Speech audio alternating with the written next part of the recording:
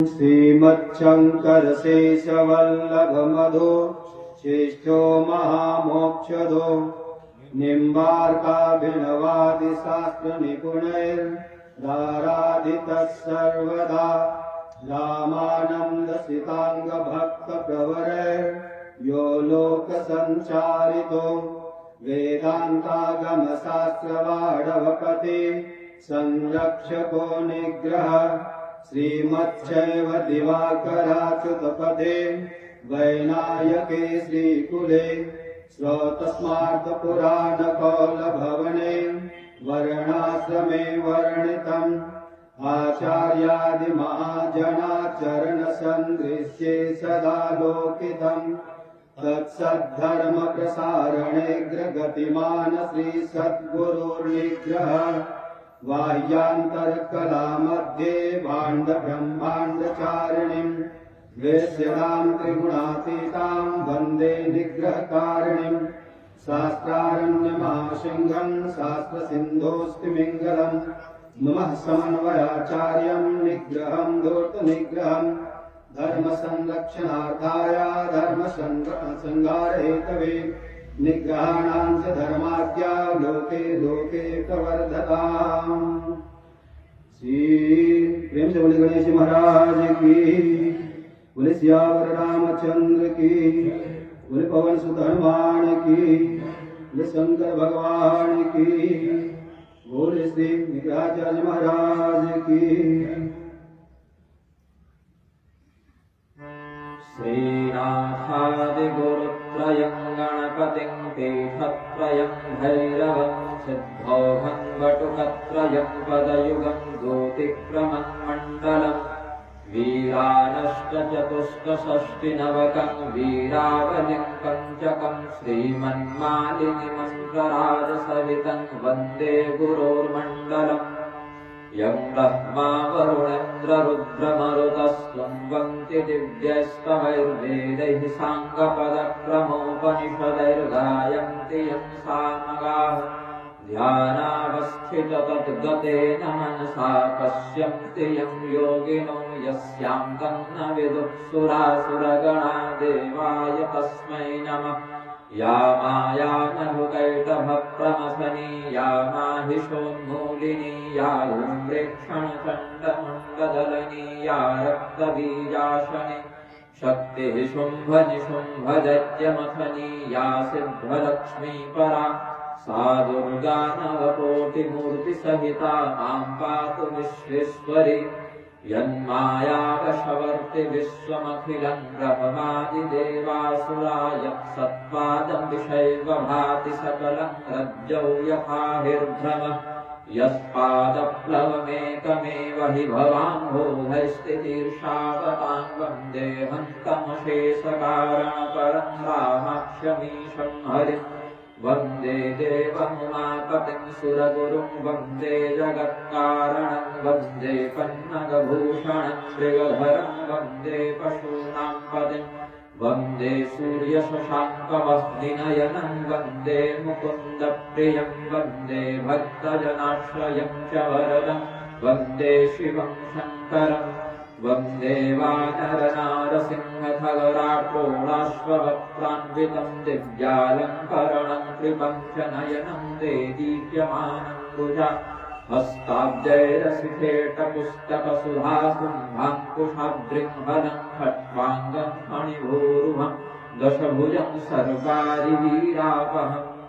प्रेम से बोलिए आनंदकंद भगवान की। भगवान नाम संकीर्तन करें।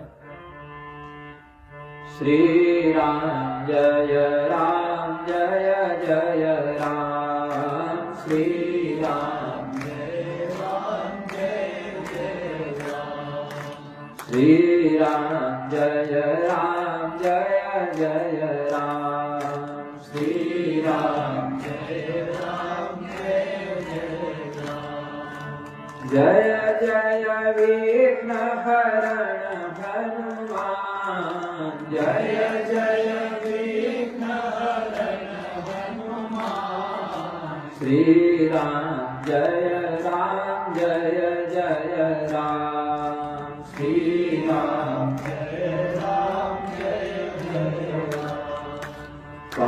कौशल्या के प्यारे राम, कौशल्या के प्यारे राम, दशरथ राज दुलारे राम, दशरथ राज दुलारे राम, सीता प्राण धारे राम, सीता प्राण धारे राम, श्री राम जय जय राम, श्री राम जय जय राम, श्री राम जय राम,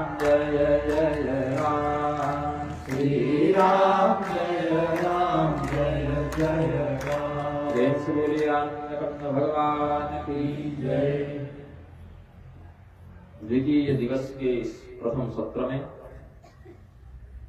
हम प्रधानता से भगवान शिव एवं भगवती पार्वती के विवाह का प्रसंग वर्णित करेंगे।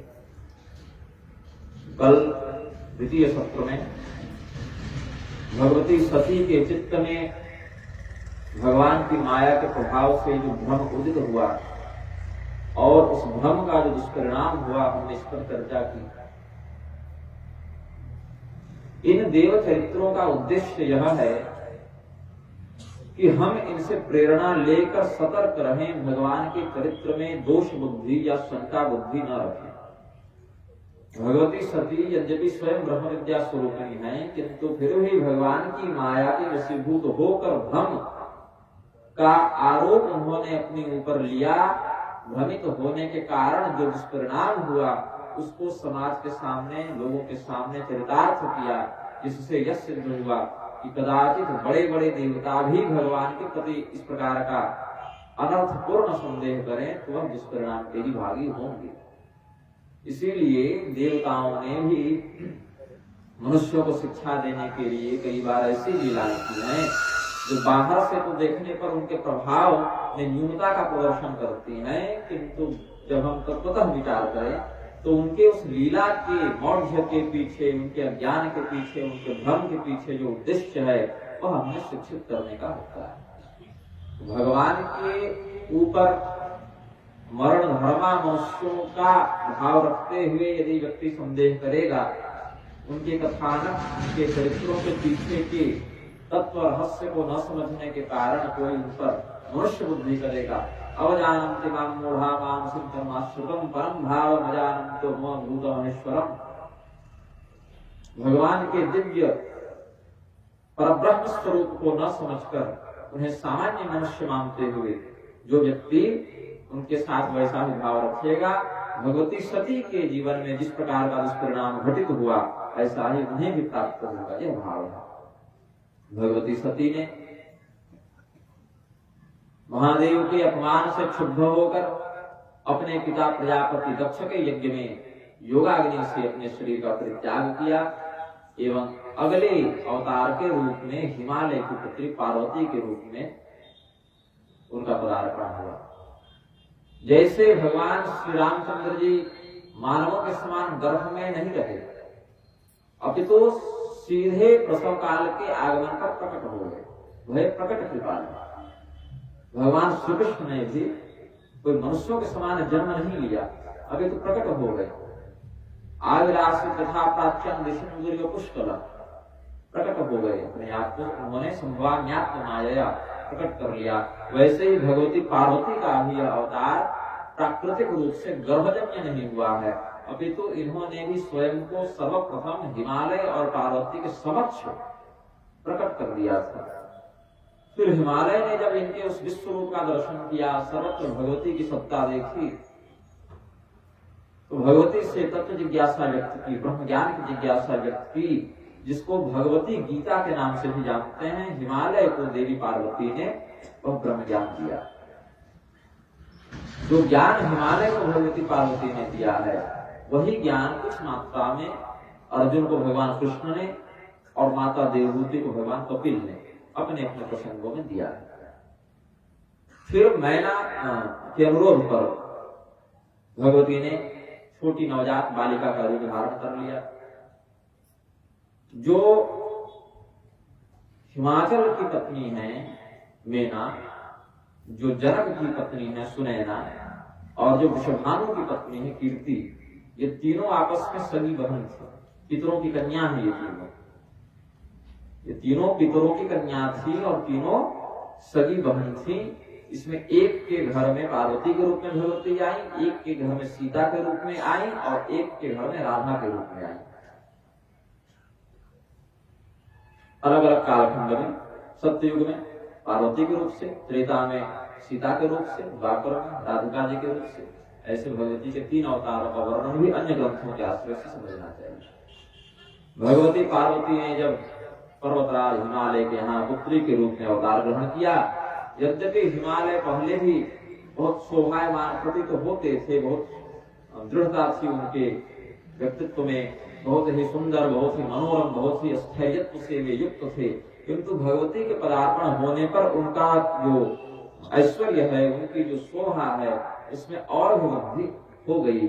और जो ऋषि महर्षि पहले हिमालय में नहीं भी रहते थे, अन्य क्षेत्रों में रहते थे, वे भी अपने अपने आश्रमों के लिए हिमालय में ही आ गए, वहीं आश्रम बना लिया, वहीं तपस्या करने के लिए पहुंच गए।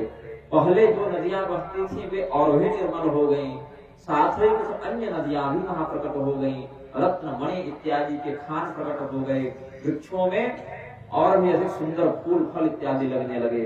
तो हिमालय पर्वत जो पहले से शोभायमान था, उसकी विशेष शोभा हो गई। किंचित कालांतर देवर्षि नारद का आगमन हुआ। देवर्षि नारद के आने पर, देवर्षि के आने पर पर्वतराज हिमालय ने उनका बड़े भक्तिभाव के साथ समादर किया। और जैसा सामान्यतया माता पिता करते हैं कि कोई इस प्रकार से विद्वान आ जाए तो अपनी कन्या का भविष्य जानने की इच्छा रखते हैं कि आप बताइए किससे विवाह होगा, इनके जीवन में क्या क्या घटनाएं घटित होंगी, ऐसा जो सामान्य भाव माता पिता का रहता है। उसी के कारण हिमालय ने अपनी पुत्री पार्वती के भविष्य को जानने की इच्छा से नारद मुनि के पास निवेदन किया। नारी सहित मुनि पद सिरुनावा, नारी सहित मुनि पद सिरुनावा, चरण सलिल सब भवन सिचावा, चरण सलिल सब भवन सिचावा, निज सौभाग्य बहुत गिरिवरना, निज सौभाग्य बहुत गिरिवरना, सुता बोली मेरी मुनि चरना, सुता बोली मेरी मुनि चरना। क्या पूछती है भगवती मेना, पर्वतराज हिमालय, त्रिकालज्ञ सर्वज्ञ तुम्हां, गति सर्वत्र तुम्हारी, कहु सुता के दोष गुना, मुनिवर हृदय विचारी। आप तो त्रिकालज्ञ हैं, जो घटनाएं घटित हो चुकी हैं उनका भी आपको बोध है, जो अभी घटित हो रही हैं वर्तमान जगत में उन्हें भी आप जानते हैं, जो घटनाएं घटित नहीं हुई हैं, जो भविष्य में घटित होने वाली हैं, ऐसी अनागत घटनाओं को भी आप जानते हैं। नारद मुनि ने कहा क्या करें, इतनी सिद्धियों का तो है मुझे, लेकिन तुम्हें किस बात को जानना है, किस बात की जिज्ञासा है। तो अपनी पुत्री की ओर संकेत करते हुए कहा, कहु सुता के दोष गुना, मुनि बर हृदय विचार। अपने हृदय में विचार करके हमारी जो पुत्री पार्वती है उसके दोष गुणों का वर्णन करें। नारद मुनि को पहचान गए, ये तो साक्षात मूल प्रकृति है। ब्रह्म और पुराण में भी है, देवी भागवत में भी है, कुछ पाठ में हो सकता है, लेकिन सिद्धांत यही है, गणेश जननी दुर्गा राधा लक्ष्मी सरस्वती सावित्री तो सृष्टि विधो प्रकृति पंचथा भवेत, ये बात वर्णित है। भगवान गणेश की माता जो है जगदम्बिका दुर्गा पार्वती, वो राधा लक्ष्मी सरस्वती और सावित्री, ये 5 मूल प्रकृति के 5 भाग हैं जो सृष्टि के प्रारंभ में ही थे। तो उन्हीं मूल प्रकृति का अंश भगवती पार्वती भी है। देवर्षि नारद ब्रह्म तत्व को जानने वाले हैं, सर्वज्ञ कल्प हैं। इसीलिए जब जिज्ञासा व्यक्त की मेना ने, जिज्ञासा व्यक्त की हिमाचल ने, तो देवर्षि नारद ने ज्ञान बुद्धि से विचार किया कि ये तो साक्षात जगत जननी है, इनमें न कोई गुण है न कोई दोष है, ये सर्वथा निर्दोष भी है और मूल प्रकृति होने से निर्गुण भी है। लेकिन वर्तमान में चूंकि ये सगुण रूप लेकर आए हैं तो कुछ गुणों का कुछ दोषों का हमें वर्णन करना पड़ेगा। देवर्षि नारद ने कहा, तुम्हारी यह जो अंबिका नाम वाली पुत्री है, भवानी नाम वाली पुत्री है, उमा नाम वाली पुत्री है, अभी तक भगवती के नाम पड़े नहीं है, अभी केवल पार्वती यही नाम है, पर्वत की पुत्री पार्वती। लेकिन क्या कहा, नाम उमा अंबिका भवानी, इनके 3 नामों का वर्णन किया देवर्षि नारद ने, उमा, अंबिका और भवानी। बोले इन 3 नामों का अभी जब नामकरण केवल पार्वती के रूप में हुआ है तो देवर्षि ने ये 3 नाम क्यों बताए? इसी से स्पष्ट कर दिया कि भविष्य में इनके साथ क्या क्या घटनाएं घटित होने वाली हैं। उमा कब नाम पड़ा भगवती का? जब उन्होंने यह विचार किया कि हम तपस्या करने को जाएंगे और तपस्या के फलस्वरूप भगवान शिव को पति के रूप में प्राप्त करेंगे, ऐसा जब संकल्प भगवती ने किया है, तपस्या करने के लिए जब जा रही हैं तो उ मां, संस्कृत में निषेधात्मक मां का प्रयोग होता है। मां निषाद प्रतिष्ठान शाश्वती समा शाश्वती समा यत् क्रौंच मिथुनादेकम अवधि काम मोहितम। तो मां वहां पर जो शब्द आया उसमें अनुस्वार पुनरुद्ध इत्यादि नहीं है, केवल मां, और निषेधात्मक होता है, नहीं मत करो, इस प्रकार से उ संबोधन में लगाते हैं और मां निषेधात्मक, तो नहीं ऐसा मत करो, तपस्या के लिए मत जाओ, ये भाव जब मीना का बना पार्वती के प्रति, तब उमा नाम भगवती का पड़ा। ऐसा अन्य पुराणों में, महाभारत आदि में वर्णन किया व्यास ने। अंबिका का नाम पड़ा, अंबक शब्द को दर्शनार्थ प्रयुक्त किया गया है, जिससे देखा जाए।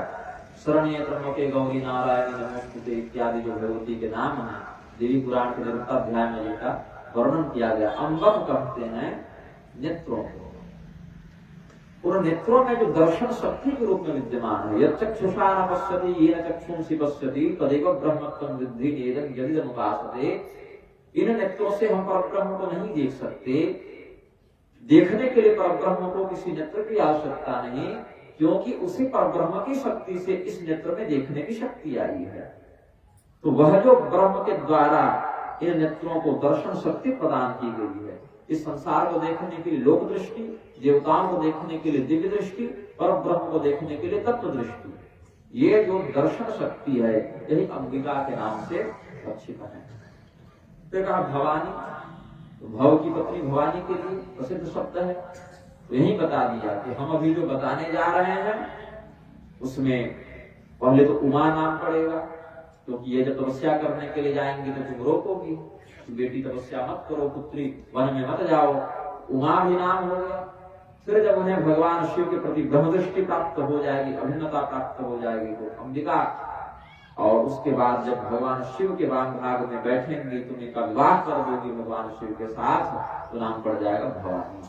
तो 3 नामों का वर्णन करके देवर्षि नारद ने संक्षेप में संकेत कर दिया भविष्य में होने वाली घटनाओं का, और सामान्यतया यह कहते हुए कि तुम्हारी पुत्री तो सर्वगुण संपन्न है, हो ही पूज्य सकल जगमाही, इन्हीं सेवक कछु दुर्लभ नाही। पूरे संसार में इनकी पूजा होगी, ये जगत वंद्या होंगी, इनके अर्चना को करने वाले, इनके व्रत को करने वाले व्यक्ति समस्त संसिद्धि को प्राप्त करेंगे। श्री सुंदरी सेवन तत्परायण भोगस्य मोक्षस्य करस्थ एव, योग और भोग दोनों भगवती की कृपा से प्राप्त हो जाते हैं। यही सेवक कछु दुर्लभ नानी, इनकी सेवा करने वाले साधकों के लिए, भक्तों के लिए, प्रपन्नों के लिए कुछ भी दुर्लभ नहीं है। इनका सौभाग्य सदैव अखंडित रहेगा, इनका सौभाग्य कभी क्षीण नहीं होगा, क्योंकि भगवान शिव स्वयं परब्रह्म है, वो तो नष्ट हो नहीं सकते, अविनाशी है भगवान शिव। तो जो अविनाशी की शक्ति हो वह भी नित्य सौभाग्यवती होती है, उनके सौभाग्य की हानि नहीं हो सकती। भगवती के लिए भी तव जननी सौभाग्य महिमा ऐसे कहते हैं आनंद लहरी शंकराचार्य ने तव जननी सौभाग्य महिमा, उनके सौभाग्य की महिमा का वर्णन किया। फिर देवर्षि नारद बोले यद्यपि इन सभी सद्गुणों से तुम्हारी पुत्री संपन्न है, ये सब दुर्लभ गुण तुम्हारी पुत्री में सहज प्रतिष्ठित है, किंतु तुमने कहा कहर सुता के दोष गुण मुनि पर हृदय विचार, हृदय में विचार करके इसके दोष गुणों का व्याख्यान करें।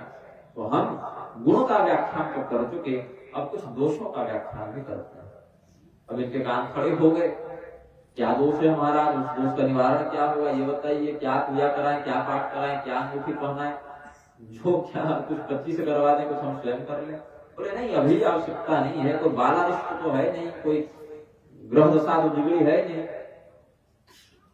समस्या इनके ससुराल पक्ष से आने वाली है। ससुराल में क्या विलंबना, ये तो और गंभीर समस्या है, इस पर तो जल्दी समाधान करना चाहिए।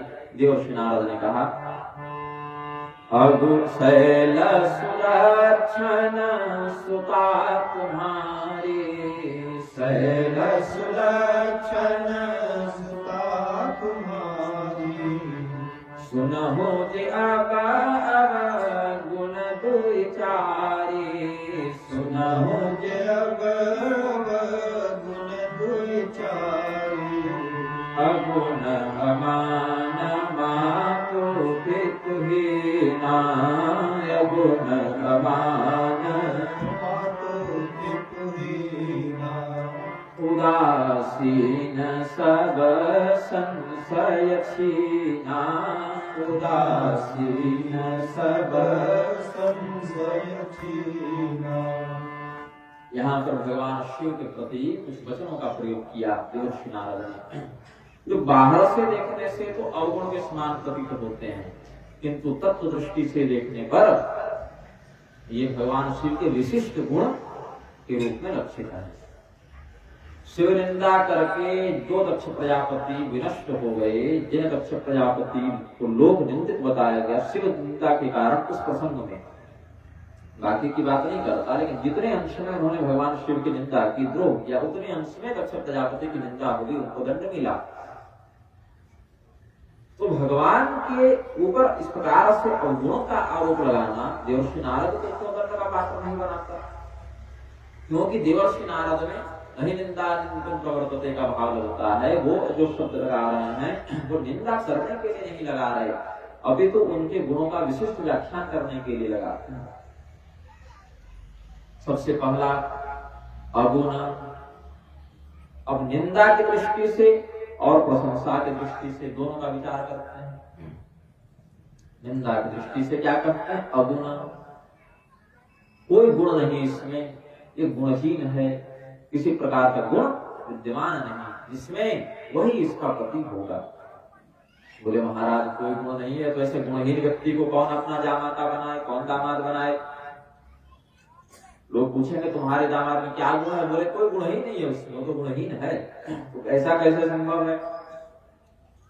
अगुण का भाव यहाँ पर जो तत्व दृष्टि से समझते हैं, सभी गुणों से जो अतीत हो, किसी गुण से जो व्याप्त न हो, किसी गुण का जिस पर प्रभाव नहीं पड़ता हो। कौन कौन से गुण है, सत्वं रजस्तम इति गुणाः प्रकृति संभवा निबध्नन्ति महाबाहो देहे देहिनम् अव्ययम्।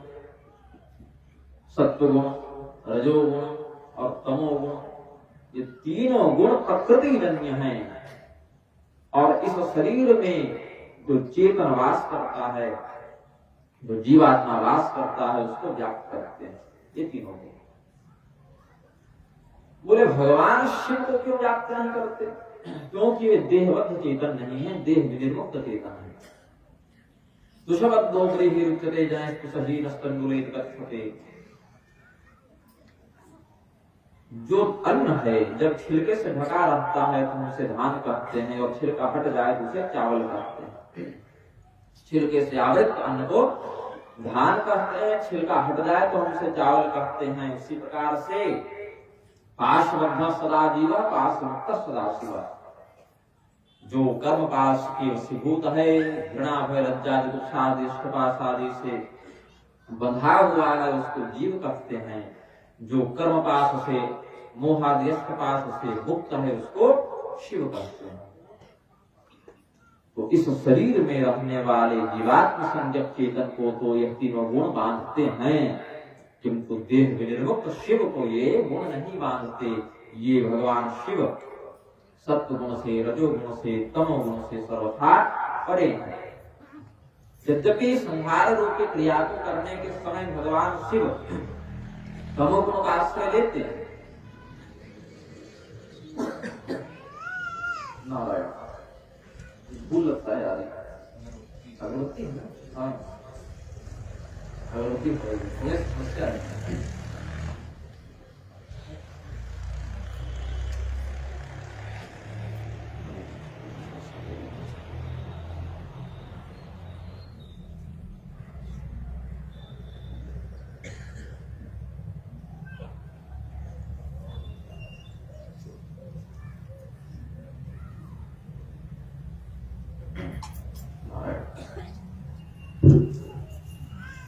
जो गुणत्रयी से अतीत है, सत्व गुण, रजोगुण, तमोगुण का जिस पर प्रभाव नहीं पड़ता, ऐसे भगवान शिव को देवर्षि नारद ने अगुण कहा।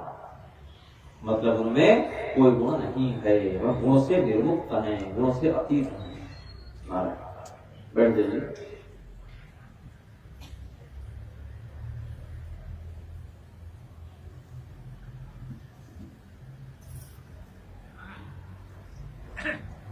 क्या रुद्र भगवान आप ही के विवाह का प्रबंध करवा रहे हैं और आप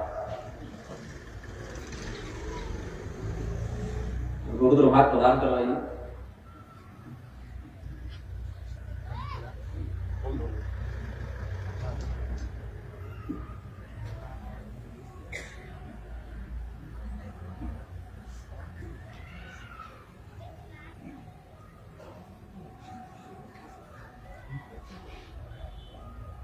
विलज्ज उद्गायते नित्यते च मधुभक्ति युक्तो वहन गुणाते। इसलिए प्राथमिक दृष्टि रखना चाहिए। बस कराणाम बताइए भी हम प्रणाम ही करते हैं यजुर्वेद। अमान दूसरा लक्षण क्या बताया? अमान। तो कहा जा माता क्या है? उनका कोई मान सम्मान है? बोले नहीं, उनका कोई मान सम्मान भी नहीं है। क्योंकि कई बार देखा गया है कि व्यक्ति में कोई सद्गुण न भी हो, लेकिन बड़े खानदान से हो, किसी राजा का पुत्र हो, किसी करोड़पति का पुत्र हो, तो लोग उसको प्रतिष्ठा देते हैं, सम्मान देते हैं। कोई मूर्ख से मूर्ख व्यक्ति भी किसी बड़े मठ का महंत बन जाए, बड़े दुराचारी हो, मूर्ख हो, लेकिन उस गद्दी पर बैठ जाने मात्र से लोग गद्दी का एक भाव रखते हैं, उसको सम्मान दे देते हैं उतने अंश में। तो बोले कोई गुण नहीं है तो कोई मान सम्मान भी तो होना चाहिए कम से कम। बोले नहीं, अमान है, मान सम्मान भी नहीं है। तो मान जिसका निश्चित कर दिया जाए, जो सीमित हो वह मान है, मित है या मान है, और जो असीमित हो वह अमान है। तो भगवान महादेव को किसी भी सीमा में बाधा नहीं जा सकता, असीमित है, अनंत है। भगवान शिव को कोई यह नहीं कर सकता कि इतने ही हैं, ऐसे ही हैं। अन्य पुराण आदि के आश्रय पर जब सत्व गुणों पे तो भगवान नारायण, रजो गुणों पे तो भगवान ब्रह्मा ने शिवलिंग का परिमाण जानने का प्रयास किया तो असफल हो गए। उसमें असत्य भाषण के कारण ब्रह्मदेव को प्रत्यक्षतः अपूज्य हो जाने का शाप मिला। भगवान नारायण और भगवान महादेव ने, भगवान नारायण की सत्यनिष्ठा के कारण भगवान महादेव ने उनको प्रशस्ति प्रदान की। तो सत्य नारायण भगवान हैं, सत्य बोलते हैं, उन्होंने सत्य सत्य कह दिया कि हम शिवलिंग का परिमाण प्राप्त नहीं कर सकते। अनंत है भगवान रुद्र, तो अमान हो गए, उनका कोई निश्चित परिमाण उपलब्ध नहीं होता कि कितना है, कहां तक है। तो बाहर से देखने से अमान का अर्थ लगा जिसका कोई मान नहीं है, मतलब सम्मान इत्यादि नहीं है, प्रतिष्ठा नहीं है। अंदर से भाव लगा कि जिसकी कोई सीमा नहीं, जो असीमित है। मातु पितु हीना। बोले अच्छा उसके माता पिता क्या करते हैं, कौन है जिनसे हमारी कन्या का विवाह होगा, उनके माता पिता का वर्णन कर दीजिए महाराज। बोले उसके माता पिता भी नहीं है, मातु पितु हीना। तो बाहर से देखकर लगेगा कि जिसके माता पिता नहीं है वह अनाथ है, लेकिन ये अनाथ नहीं है तो भोलेनाथ है, विश्वनाथ है, सोमनाथ है, वैद्यनाथ है।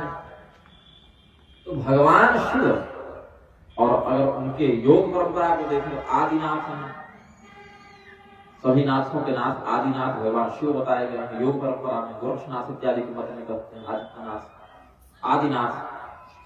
तो भगवान महादेव को यहाँ बताया देवर्षि नारद ने मातु पितु हीना, माता पिता से रहित हैं, विहीन हैं। तो इसका बाहर से भाव लगा कि अनाथ है, अंदर से भाव लगा कि सबों के उत्पत्ति करता यही है, अशेष कारण यही है, इसीलिए इनका कोई माता पिता नहीं, क्योंकि अजन्मा है, अज है। यद्यपि अन्य ग्रंथों के आश्रय से कहते हैं कि भगवान ब्रह्मदेव के क्रोध का आश्रय लेकर शिव जी का जन्म हुआ, लेकिन वह भी जन्म नहीं है। उस पर ब्रह्म ने ब्रह्मदेव के क्रोध का आश्रय लेकर तमोगुण का अधिष्ठाता बनकर संहार रूपी क्रिया को करने के लिए स्वयं को रुद्र के रूप में प्रकट कर दिया। यह समझना चाहिए। अहम ब्रह्माच सर्वस्व, दक्ष प्रजापति के यज्ञ में भगवान रहस्य बताए। अपने ही शरीर में जो अंग हैं अलग अलग क्रिया को करते हैं, लेकिन व्यक्ति भेद नहीं देखता उसमें। वैसे ही अलग अलग क्रियाओं को संपादित करने के बाद ही परब्रह्म वही है। क्रिया भेद से उपाधि भेद हो जाता है। जो हमने कल कहा, एक ही व्यक्ति 10 काम करे तो 10 उपाधि से युक्त हो जाता है, 10 प्रकार के स्वरूपों से युक्त हो जाता है। फिर कहा उदासीन। उदासीन का बाहर से अर्थ लगे कि उसको कोई मायने मतलब नहीं है, किसी से कोई किसी से आसक्ति नहीं, किसी प्रकार का कोई प्रेम नहीं, किसी प्रकार का कोई देश नहीं, मतलब कि बिल्कुल क्या कहूं उसको, एक प्रकार से अस्तब्ध चित्त, मूढ़ चित्त जिसको कहते हैं, जिसको किसी दुनियादारी की समझ नहीं है, उदासीन, इस वृत्ति का आश्रय लेकर। और अंदर से अर्थ क्या लगा, उत कहते हैं ऊपर को, उस पर जो आसीन है, सबसे ऊपर जो बैठे वह उदासीन है। ये भाव भी लग सकता है शब्द का, जिसके ऊपर कोई नहीं अपितु जो सबसे ऊपर बैठा है। उत क्यों ऊपर जिसका आसन है, उत कहते हैं ऊपर को। उत्क्रमण इत्यादि शब्द है, उत्क्रमण, उत्प्लावन। तो उत ऊपर की ओर का संकेत करता है। वहां जो आसीन है, सबसे ऊपर जो आसीन है वह उदासीन है। ऐसा परब्रह्म जो सबसे ऊपर बैठा है कोई भगवान महादेव इसके पति होंगे। सब संशय छीना, अर्थात व्यक्ति संशय कब करता है, जब किसी क्रिया में प्रवृत्त हो, यह करे कि नहीं करे। संकल्प विकल्प ही संशय का आधार है। बोले सब संशय छीना, मतलब किसी प्रकार की क्रिया में इनकी प्रवृत्ति ही नहीं होगी, लापरवाही करेंगे। जब ढंग से चिंतन नहीं करेंगे, कर्मठ नहीं रहेंगे, तो संशय भी नहीं होगा। और भगवान शिव के गुण के रूप में यह कैसे लक्षित हो जाता है। चित्रं वटतरोर मूले वृद्धा शिष्या गुरु युवा, गुरोस्तु मौनम व्याख्यानम शिष्यास्तु छिन्न संशया। भगवान दक्षिणामूर्ति का स्वरूप जब महादेव ने धारण किया तो बरगद के वृक्ष के नीचे बैठे थे। बड़े बड़े वृद्धावस्था को प्राप्त ऋषि महर्षि उनके शिष्य बनकर आए, और भगवान शिव अत्यंत युवा शरीर को, जवान शरीर को धारण किए हुए थे। उस प्रवचन में एक भी शब्द नहीं बोला गया, बिल्कुल शिव जी मौन रह गए। गुरोस्तु मौनम व्याख्यानम, गुरु का जो व्याख्यान था वह मौन ही उनका व्याख्यान था, लेकिन उनके मौन मात्र में भी इतना गांधीर्य था, इतना प्रातिभ था कि उनके दर्शन मात्र से ऋषियों का संशय नष्ट हो गया। तो जो अपने दर्शन मात्र से अपने शिष्य का संशय नष्ट कर दे, ऐसा व्यक्ति स्वयं किसी संशय से युक्त कैसे हो सकता है। अतएव भगवान शिव की सर्वज्ञता ही उन्हें संशय छीन बनाती है। ये जो अवगुण बताए, अगुण, अमान, मातु पितु हीना, उदासीन, सब संशय छीना, ये जो अवगुण बताए कि भगवान शिव के परिप्रेक्ष्य में जाकर अत्यंत विशिष्ट अद्वितीय गुण के रूप में लक्षित हो जाता है। अब भगवान के इस प्रकार से स्वरूप का जब लक्षणात्मक वर्णन सुना मेना और हिमालय ने, तो उनके नेत्रों में जल भर आया। अपनी पुत्री का जीवन इतना कष्टमय होगा, ऐसा जब भय उनके हृदय में व्याप्त हुआ तो वे रोने लगी। मेना भगवती, राजा हिमालय रोने लग गए। भगवती पार्वती के नेत्रों में भी जल भर आया। जब जल भर आया तो लोग समझ नहीं पाए कि इनके नेत्रों में जो जल है वह प्रसन्नता के हैं कि उदासी के हैं। बाहर से क्या, नारद हूं यह भेद न जान। पार्वती के नेत्रों में जो जल है, मेना और हिमालय के नेत्रों में जो जल है, इनमें क्या भेद है, इसको नारद मुनि भी नहीं जान सके। मेना और हिमालय तो यह सोचकर रो रहे हैं कि हमारे जामाता इस प्रकार से अवगुणी होंगे, हमारी पुत्री को उत्तम वर नहीं मिलेगा, इसका खेद है उन्हें। और भगवती के नेत्रों में जो जल है वो इसीलिए है कि भगवान शिव में ये सारे लक्षण घटित होते हैं, अतएव इस जन्म में हमें भगवान प्राप्त हो जाएंगे। पिछले जन्म में हमने जो अपराध किया था, भगवान ने हमारा मानसिक परित्याग कर दिया था, अब वह इस जन्म में लागू नहीं होगा। अब भगवान हमें स्वीकार करेंगे। ये प्रसन्नता उनके हृदय में, ये उल्लास उनके हृदय में है। और देवर्षि नारद के मुख से निकला वाक्य ब्रह्म वाक्य असत्य नहीं हो सकता, इस प्रकार का विश्वास धारण करके भगवती पार्वती पुलकित हो गई, हर्षित हो गई। उनके नेत्रों में प्रेमाश्रु का बाहुल्य हो गया और वे क्षण भर के लिए भगवान की भक्ति में मग्नता को प्राप्त कर दी, आशिक समाधि की स्थिति में चली गई। देवर्षि नारद को अपना उपदेश करके जाने लगे। भाई तुमने जो अपने पुत्र के भविष्य के विषय में हमसे प्रश्न किया, हमने बता दिया। परिहस्त असरेख, इसके हाथ में ऐसी रेखा पड़ी हुई है, वस्त्र भी नहीं पहनेगा तुम्हारा जामाता, इससे अधिक कठोर शब्द क्या हो सकता। भगवान शिव से लोगों ने पूछा वस्त्र क्यों नहीं पहनते? बोले पहने तो है, तुम्हें दिखता कहां है? तुम लोग वस्त्र पहनकर भी निर्वस्त्र हो और मैं नहीं पहनकर भी वस्त्रवान हूं, क्योंकि वास्तव में लोगों का जो वस्त्र है वह वेद त्रयी है। धर्मानुसार आचरण करना, वैदिक मर्यादा ही लोगों का वस्त्र है। ब्रह्मांड पुराण में इस रहस्य को भगवान ने खोला है। ऋषियों के प्रश्न करने पर ब्रह्मांड पुराण में देवर्षि नारद के पूछने पर, महर्षि भृगु के पूछने पर, विश्वामित्र आदि के पूछने पर ऋषि महर्षियों के प्रश्न का उत्तर देते हुए भगवान ने कहा, जो व्यक्ति धर्मानुसार वैदिक मर्यादा के अनुसार सद्धर्माचरण करता है वह व्यक्ति ही वस्त्रवान है।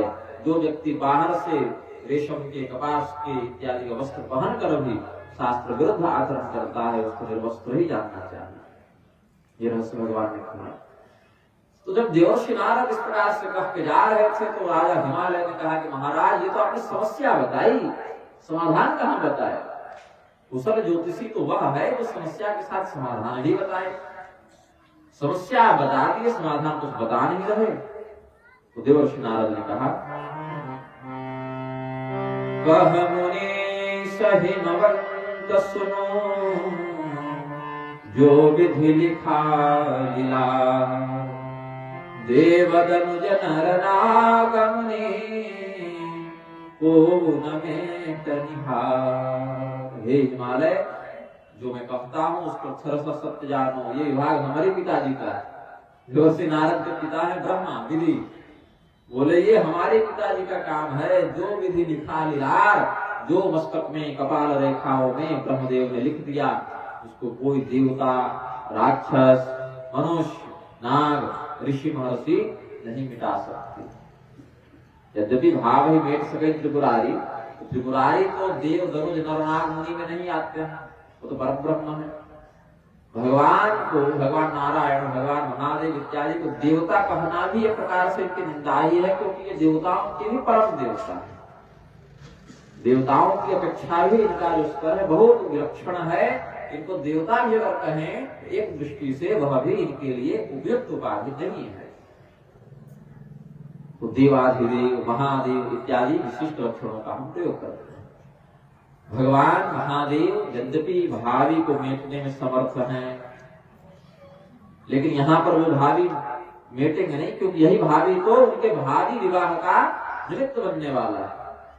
तो कह दिया तो देवता, दानव, दनुज, नर, नाग, मुनि इत्यादि विधाता के लिखे को मिटा नहीं सकते। इसीलिए कोई लौकिक व्रत, दान इत्यादि उपाय तो नहीं है कि ये तुम्हारा जो जामातागत अवगुण है वह नष्ट हो जाए, बढ़िया सद्गुणी जामाते की प्राप्ति हो जाए। लेकिन एक इसमें अपवाद हो सकता है कि जितने जितने हमने अमंगलकारी तत्वों का तुम्हारे सामने वर्णन किया, तो सभी अमंगलकारी तत्व जाकर भगवान शिव में मंगल सूचक प्रभाव को धारण कर लेते हैं। इस प्रकार से जे जे बर के दोष बखाने, जे जे बर के दोष बखाने, ते सब शिव कहीं मैं अनुमाने, शिव परी जो विवाह शंकर सन होई, जो विवाह शंकर सन होई, दो सब गुण सम कह सब कोई, दो सब गुण सम कह सब कोई। इस प्रकार से जितने अवगुणों का हमने तुम्हारे समक्ष वर्णन किया, ये सभी भगवान शिव में भी विद्यमान है, किंतु अमंगल के रूप में नहीं, मंगल के रूप में विद्यमान है। सर्प पर शयन करना बड़ा अमंगल सूचक लक्षण है, किंतु वही जब भगवान विष्णु पर लागू होता है तो उसके परम ऐश्वर्य का प्रतीक हो जाता है, परम सद्गुण का प्रतीक हो जाता है। भगवान सूर्य का प्रकाश उचित वस्तु पर अनुचित वस्तु पर सब जगह पड़ता है, किंतु अपने महिमा के कारण भगवान सूर्य उससे लिप्त नहीं होते, उन्हें कोई अशुद्धता की प्राप्ति नहीं होती। अग्नि में अपने अपने स्थान पर अग्निदेव के अंदर कोई हवन से आहुति कर रहा है, कचरा जला रहा है, कोई दीपक के रूप में प्रयोग कर रहा है, कोई अंतिम क्रिया के लिए प्रयोग कर रहा है, कोई विवाह के लिए प्रयोग कर रहा है, कोई खाना बनाने के लिए, भोजन प्रसाद बनाने के लिए प्रयोग कर रहा है। तो एक ही अग्नि बहुत से शुद्ध अशुद्ध तत्वों को जलाती है, उसका दहन करती है, किंतु वह अग्नि उस दोष से लिप्त नहीं होती। तो कहा जो समर्थ है उसको इन शुभाशुभ परिणामों का प्रभाव नहीं पड़ता। अब लोग इस उक्ति का दुरुपयोग करने लगे हैं, समर्थ को नहीं दोष गुसाई, मतलब जिसके पास बहुत पैसा है और जिसके पास बहुत लोग है वो समर्थ हो गया, ऐसा नहीं। अभी अगर कोई करोड़पति अरबपति ब्राह्मण, ऐसे तो देखने को कब मिलते हैं, करोड़पति अरबपति ब्राह्मण देखने को कब मिलते हैं, अन्य वर्णों में तो हैं। लेकिन अगर वह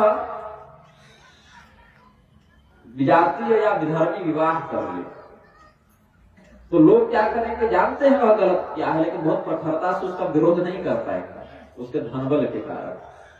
कोई बहुत अमीर व्यक्ति अगर कोई अधर्म कर दे तो लोग उसका विरोध उतनी दृढ़ता से नहीं कर पाएंगे जितना एक निर्धर का कर लेंगे। और वहां पर वकालत में क्या कर देंगे, समर्थ को नहीं दोष हो सकता, ऐसा नहीं। लौकिक मनुष्य के पास जितनी शक्ति, जितना धन, जितना ऐश्वर्य या जितना ज्ञान प्रतिष्ठा हो सकती है आज की पीढ़ी परिप्रेक्ष्य में, उससे करोड़ों गुना अधिक रावण, कुंभकर्ण, दुर्योधन, शिशुपाल आदि के पास थी, फिर भी अपने अशुभ कृत्य का उन्हें दंड मिला, क्योंकि वे समर्थ नहीं थे। समर्थ कैसा हो इसको भी गोस्वामी ने वर्णन किया।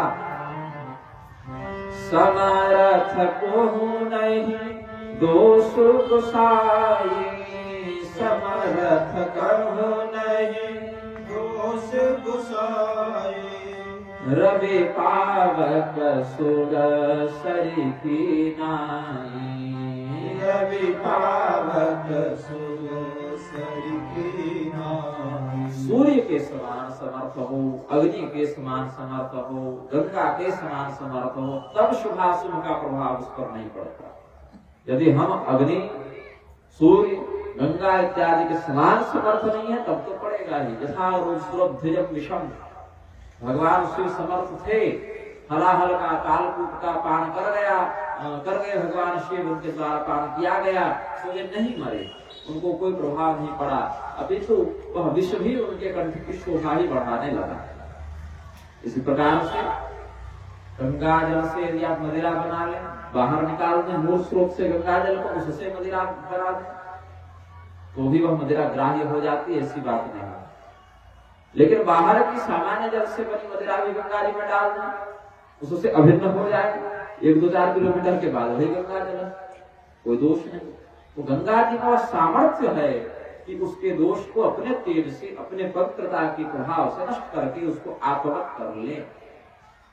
इसीलिए गंगा जी को दोष नहीं लगता सामर्थ्य बल के कारण। सामान्य मनुष्य वैसा सामर्थ्यवान नहीं है। अल्प शक्ति नरो यस्मान मदेव चरितम करे। कौशिक रामायण में विश्वामित्र जी ने देवराज को बताया। इसी को बाद में चाणक्य ने अपनी नीति में लिखा।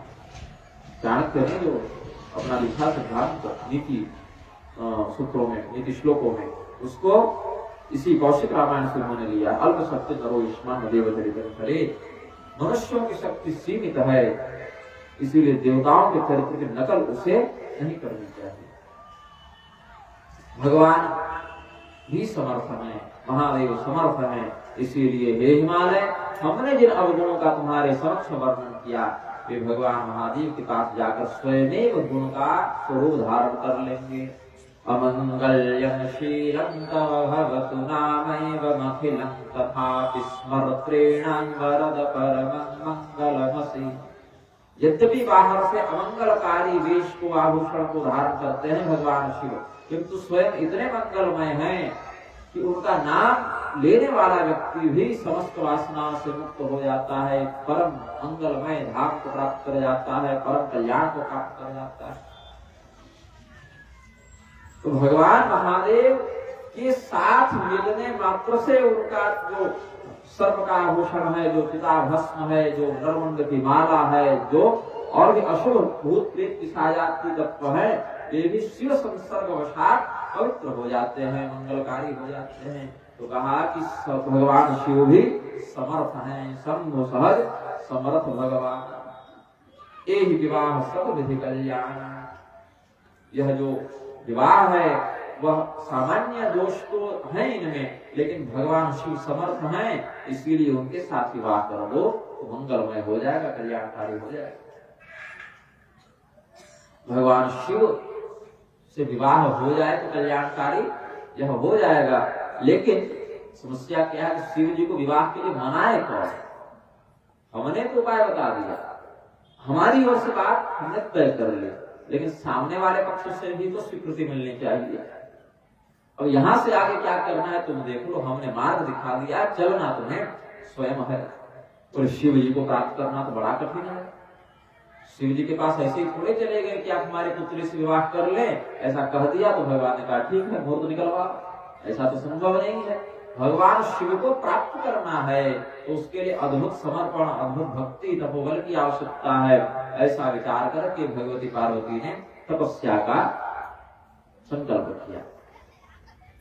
मीना भगवती ने तो स्वीकृति नहीं दी, पहले माता जी ने तो स्वीकृति नहीं दी, बोली मेरी पुत्री का विवाह नहीं होगा, ये स्वीकार है, ऐसे वर्ष से हम विवाह नहीं करेंगे। क्योंकि वे जब सुनी पहले कि मेरे जामाता में यह दुर्गुण होंगे, तो बाद में देवर्षि नारद ने जो समाधान किया उसको उतने ध्यान से सुन नहीं पा रही। तो हिमालय से कहा कि मुझे अपनी कन्या जीवन भर घर में रह जाए, इस बात से आपत्ति नहीं, किंतु ऐसे दुर्गुणी अवगुणी जामाता से हम इसका विवाह नहीं करेंगे।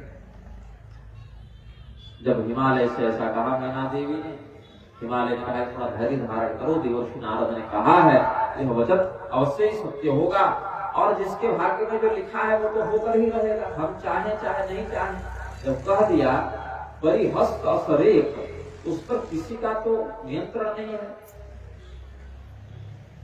जो विधि लिखा लीलार को न मेट निहार, ये कहा था।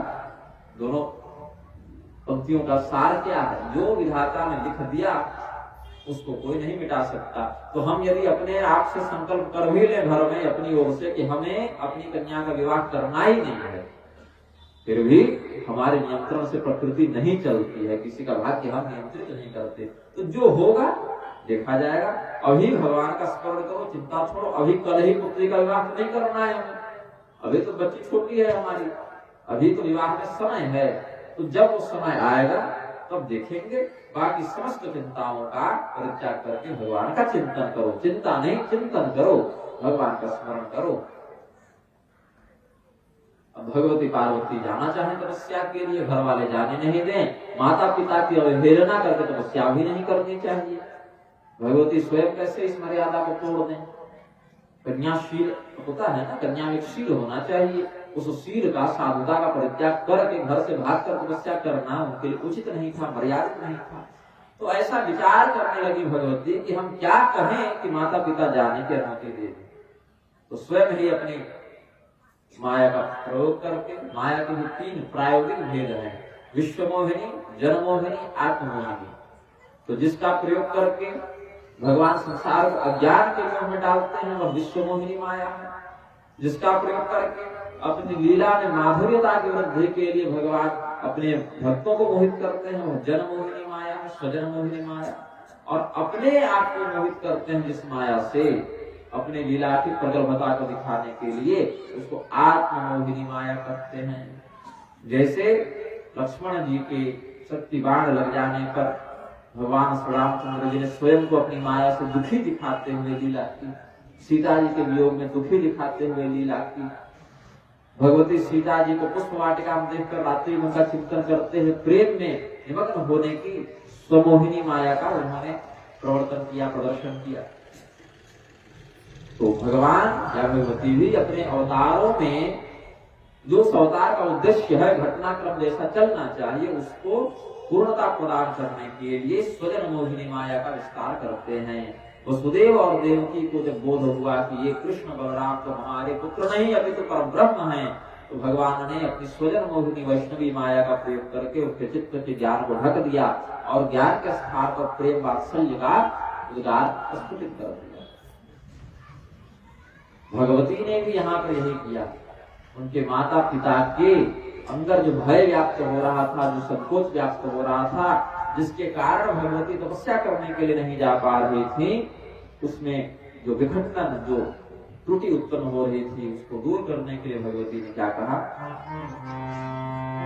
सुनहि मातु मैं दीख अस सपन सुनावन तोहि, सुंदर गौर सुबे प्रवर अस उपदेश मोहि। प्रातः काल उठकर अपनी माता को कहती है, माँ आज मैंने बड़ा अद्भुत स्वप्न देखा। क्या देखा पुत्री स्वप्न में? एक बहुत ही सुंदर कोई ब्राह्मण है, बड़े तपस्वी हैं, गौर वर्ण के हैं, उन्होंने मुझसे बड़ी अच्छी बात कहा। बोले बताओ बताओ, संतों का दर्शन तो बड़ा शुभ है, क्या उन्होंने कहा तुम्हें? तो कहती है, करहि जाई तपशैल कुमारी, करहि जाई तपशैल कुमारी, नारद कहा सो सत्य विचारी। हे शैल कुमारी, हे पर्वतराज की पुत्री, तुम तपस्या करो जाकर। देवर्षि नारद ने जो कथन कहा है, देवर्षि नारद ने जो उक्ति कही है, नारद वचन अन्यथा नहीं, वह असत्य तो हो नहीं सकता नारद का कथन। और उन्होंने जो विकल्प दिया, ये समस्त दुर्गुण जाकर जिसमें सद्गुण बन जाए, वो तो केवल भगवान शिव हैं। तो तुम्हारे जीवन में ये घटनाएं घटित तो होंगी, लेकिन तुम भगवान शिव से विवाह करो, ऐसा कुछ प्रबंध बन जाए तो ये समस्त दुर्गुण भी तुम्हारे लिए मंगलमय सद्गुण बन जाएंगे। तो तपस्या करो। तपस्या का बड़ा महात्म्य है, बड़ी महिमा है तपस्या की, बड़ा इसका प्रताप है। तप बल रचाए प्रपंच विधाता, तप बल रचाए प्रपंच विधाता, तप बल विष्णु सकल जग त्राता, तप बल विष्णु सकल जग त्राता, तप बल शंभु करहि संहारा, तप बल से सुधरहि मनिहारा, तप आधार सब सृष्टि भवानी, तप आधार सब सृष्टि भवानी, करहि जाई तपो असजिय जानी, करहि जाई तपो असजिय जानी। हे पार्वती, ब्रह्मदेव भी जब इस सृष्टि का प्रवर्तन करते हैं तो तपोबल का प्रयोग करते हैं। तपोबल की शक्ति से वे सृजन में सफल हो पाते हैं। तपोबल की शक्ति से भगवान नारायण पालन करते हैं। तपोबल की शक्ति से भगवान महादेव संहार करते हैं। तपोबल से शेषनाग पृथ्वी के भार को धारण करते हैं। ये संपूर्ण सृष्टि तपस्या के माध्यम से ही संचालित होती है। तपस्या को भी एक प्रकार का यज्ञ कहा गया, तपोयज्ञ। तो तपस्या का तुम आश्रय ग्रहण करोगी तो भगवान शिव से तुम्हारा विवाह हो जाएगा। और जब यह संभव हो, शिव पार्वती का विवाह संभव हो, तो जितने अमंगलकारी दुर्गुण तुम्हारे पति में नारद बता कर गए हैं, वे भी स्वयं में स्वभावतः सद्गुण के रूप में परिणत हो जाएंगे। इस प्रकार से जब भगवती ने अपनी माता को अपने स्वप्न का उल्लेख किया, उन्होंने राजा हिमालय को बताया और कहा कि देखो देवर्षि नारद का भी कथन था ही, इसको बार बार स्वप्न में ऐसी प्रेरणा मिल भी रही है, तो यही विधाता का मत है, यही भगवान की इच्छा है, इसको रोकना नहीं चाहिए। यद्यपि प्रारंभ में तो मीना ने रोका है, ऊ माँ ऐसे कहा, माँ वही अक्षर, ऐ मत जाओ रुको, उसी में नाम पड़ा उमा। और तपस्या करती गई करती गई करती गई, दीर्घ काल तक कठोर तपस्या किया, अंत में केवल पत्ते खाकर रहने लगी, सूखे पत्ते, फिर वह भी छोड़ दिया, तो इन्हीं उमा का नाम पड़ गया अपर्णा। ये वो घर से जो निकली थी उस समय क्या नाम पड़ा था, उमा। मत जाओ पुत्री, रुक जाओ, इस प्रकार से मीना भगवती ने जो भाव व्यक्त किया, उस समय उमा नाम पड़ा। और जब उस उमा ने कठोर तपस्या करते हुए सूखे पत्ते भी खाना छोड़ दिया, उमहि नाम तब भजौ अपर्णा, तब उनका नाम पड़ गया अपर्णा। यही भगवती का एक नाम है। जब अपर्णा नाम पड़ गया, इतने कठोर तपस्या कर दी भगवती ने, तब आकाशवाणी होती है। भगवती की तपस्या को पूर्णता प्रदान करने के लिए आकाशवाणी होती है। भयउ मनोरथ सुफल तब सुन गिरिराज कुमारी, परिहर दुसह कलेश सब अब मिलिहि त्रिपुरारी। तुमने जो तपस्या की, इतना कठोर व्रत किया, अपने शरीर को सुखा दिया तपस्या करके, वह पूर्ण हुआ, सफल हुआ। इसका मंगलमय परिणाम तुम्हें शीघ्र प्राप्त होगा। भगवान शिव से तुम्हारा शीघ्र ही विवाह होगा, तुम्हारा मनोरथ पूर्ण होगा। भगवती को भगवान की प्राप्ति का वरदान ब्रह्म वीरा के माध्यम से, आकाशवाणी के माध्यम से प्राप्त हुआ। फिर आदेश हुआ आकाशवाणी के माध्यम से कि अब तुम इस तपस्या से विश्राम ले लो, अब तुम्हें अधिक तपस्या करने की कोई आवश्यकता नहीं है। कुछ दिन यहाँ विश्राम करो, फिर जब तुम्हारे पिता तुम्हें लेने के लिए आए तो बिना हट किए वापस घर को चली जाना। वहां पर जिद मत करना कि हमें यहीं छोड़ दीजिए, अभी और तपस्या करनी है। जो तुम्हारा परम उद्देश्य था वह सफलीभूत हो जाएगा। अब इधर से भगवान शिव की स्थिति का वर्णन प्रारंभ किया गोस्वामी जी ने की। पार्वती जी का तो इतना हमने चरित्र बता दिया। सती देवी के देह त्याग के बाद से शिव जी की क्या स्थिति है तो बताया, जब ते सती जाय तनु त्यागा, जब ते सती जाय तनु त्यागा, तब ते शिव मन भयउ विरागा, तब ते शिव मन भयउ विरागा। जपहि सदा रघुनायक नामा, जपहि सदा रघुनायक नामा, जहाँ तहाँ सुनहि राम गुण ग्रामा, जहाँ तहाँ सुनहि राम गुण गामा।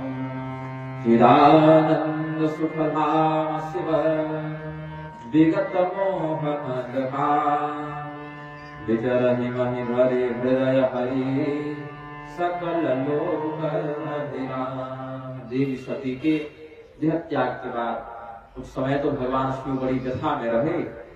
यद्यपि हृदय से परित्याग कर ही दिया था, लेकिन सती का शरीर त्याग देना एक बहुत बड़े अवसाद को जन्म दिया शिव जी के चित्त में। वह भी भगवती सती ने कोई अपने कारण शरीर नहीं त्यागा ना, शिव निंदा को सहन न करने के कारण त्यागा। तो भगवान शिव कुछ काल व्यथित चित्त रहे, फिर उन्होंने वैराग्य बुद्धि का आश्रय लिया। अपने हृदय में भगवान नारायण को धारण करते हुए उनके ही चिंतन में लगे रहकर वे इस पृथ्वी पर भ्रमण करने लगे। रुद्रस्य हृदय विष्णु, विष्णुस्य हृदय शिव, ये भगवान उपदेश करते हैं। भगवान नारायण के हृदय में भगवान महादेव का वास है, भगवान महादेव के हृदय में भगवान नारायण का वास है। अपने हृदय में विचरहि महि भरि हृदय हरि, सकल लोक अभिराम। संपूर्ण संसार को आनंदित करने वाले भगवान नारायण को अपने हृदय में स्थापित करके भगवान शिव विचरण करने लगे।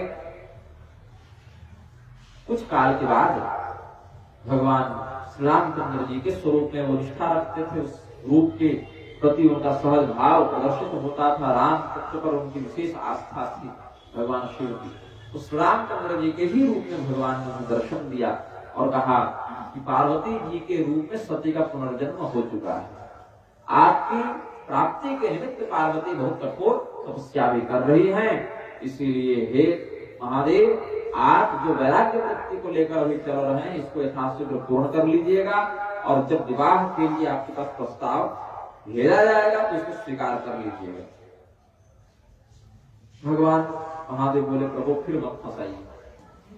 एक बार मैंने विवाह किया था, फिर सती के माध्यम से आपका जो तिरस्कार हुआ, तिरस्कार ही कहेंगे, भगवान की परीक्षा लेने के लिए गई हूँ सीता का रूप बना के, तिरस्कार ये प्रकार से हुआ।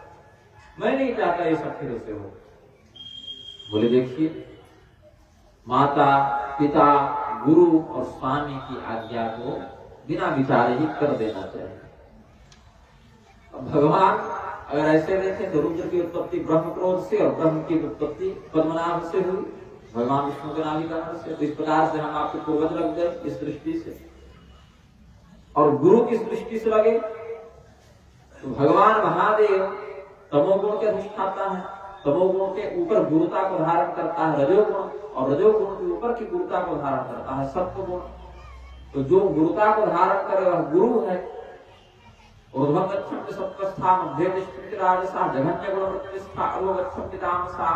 तमोगुण के ऊपर रजोगुण और रजोगुण के ऊपर की गुरुता सत्वगुण के पास है, तो इसीलिए आपके गुरु लग गए हम। तो बहुत बढ़िया। और स्वामी सेवक सखा तो हम लोग एक दूसरे के हैं, एक दूसरे के इष्ट भी हैं, एक दूसरे के साधक भी हैं, एक दूसरे के साध्य भी हैं। तो अभी मैं आपको आदेश दे रहा हूं महादेव, अभी यहाँ पर मैं ही आपका इष्ट बन गया, मैं ही आपका गुरु बन गया, मैं ही आपका स्वामी बन गया। भगवान ने सख्य भाव से कहा, आप बिना विचारे मेरी बात मान लीजिए। भगवान के ऐसे संकेत को समझकर शिव जी ने भी सहमति दी। माता पिता गुरु प्रभु कहे बानी, बिना विचार करे सो जाने। इसीलिए प्रभु आपने जिस प्रकार का हमारे समक्ष आदेशात्मक व्यवहार किया है, हम आपको अपना माता पिता गुरु स्वामी इत्यादि मानते हुए हम कोई बुरा ग्रह नहीं करेंगे। आपने जो कहा हम स्वीकार कर लेते हैं। हमें भी यह ज्ञात है कि पार्वती मेरी प्राप्ति के लिए तपस्या कर रही है, और तपस्या का फल तो उन्हें प्राप्त होगा ही, भगवती की तपस्या में निष्फल होगी नहीं।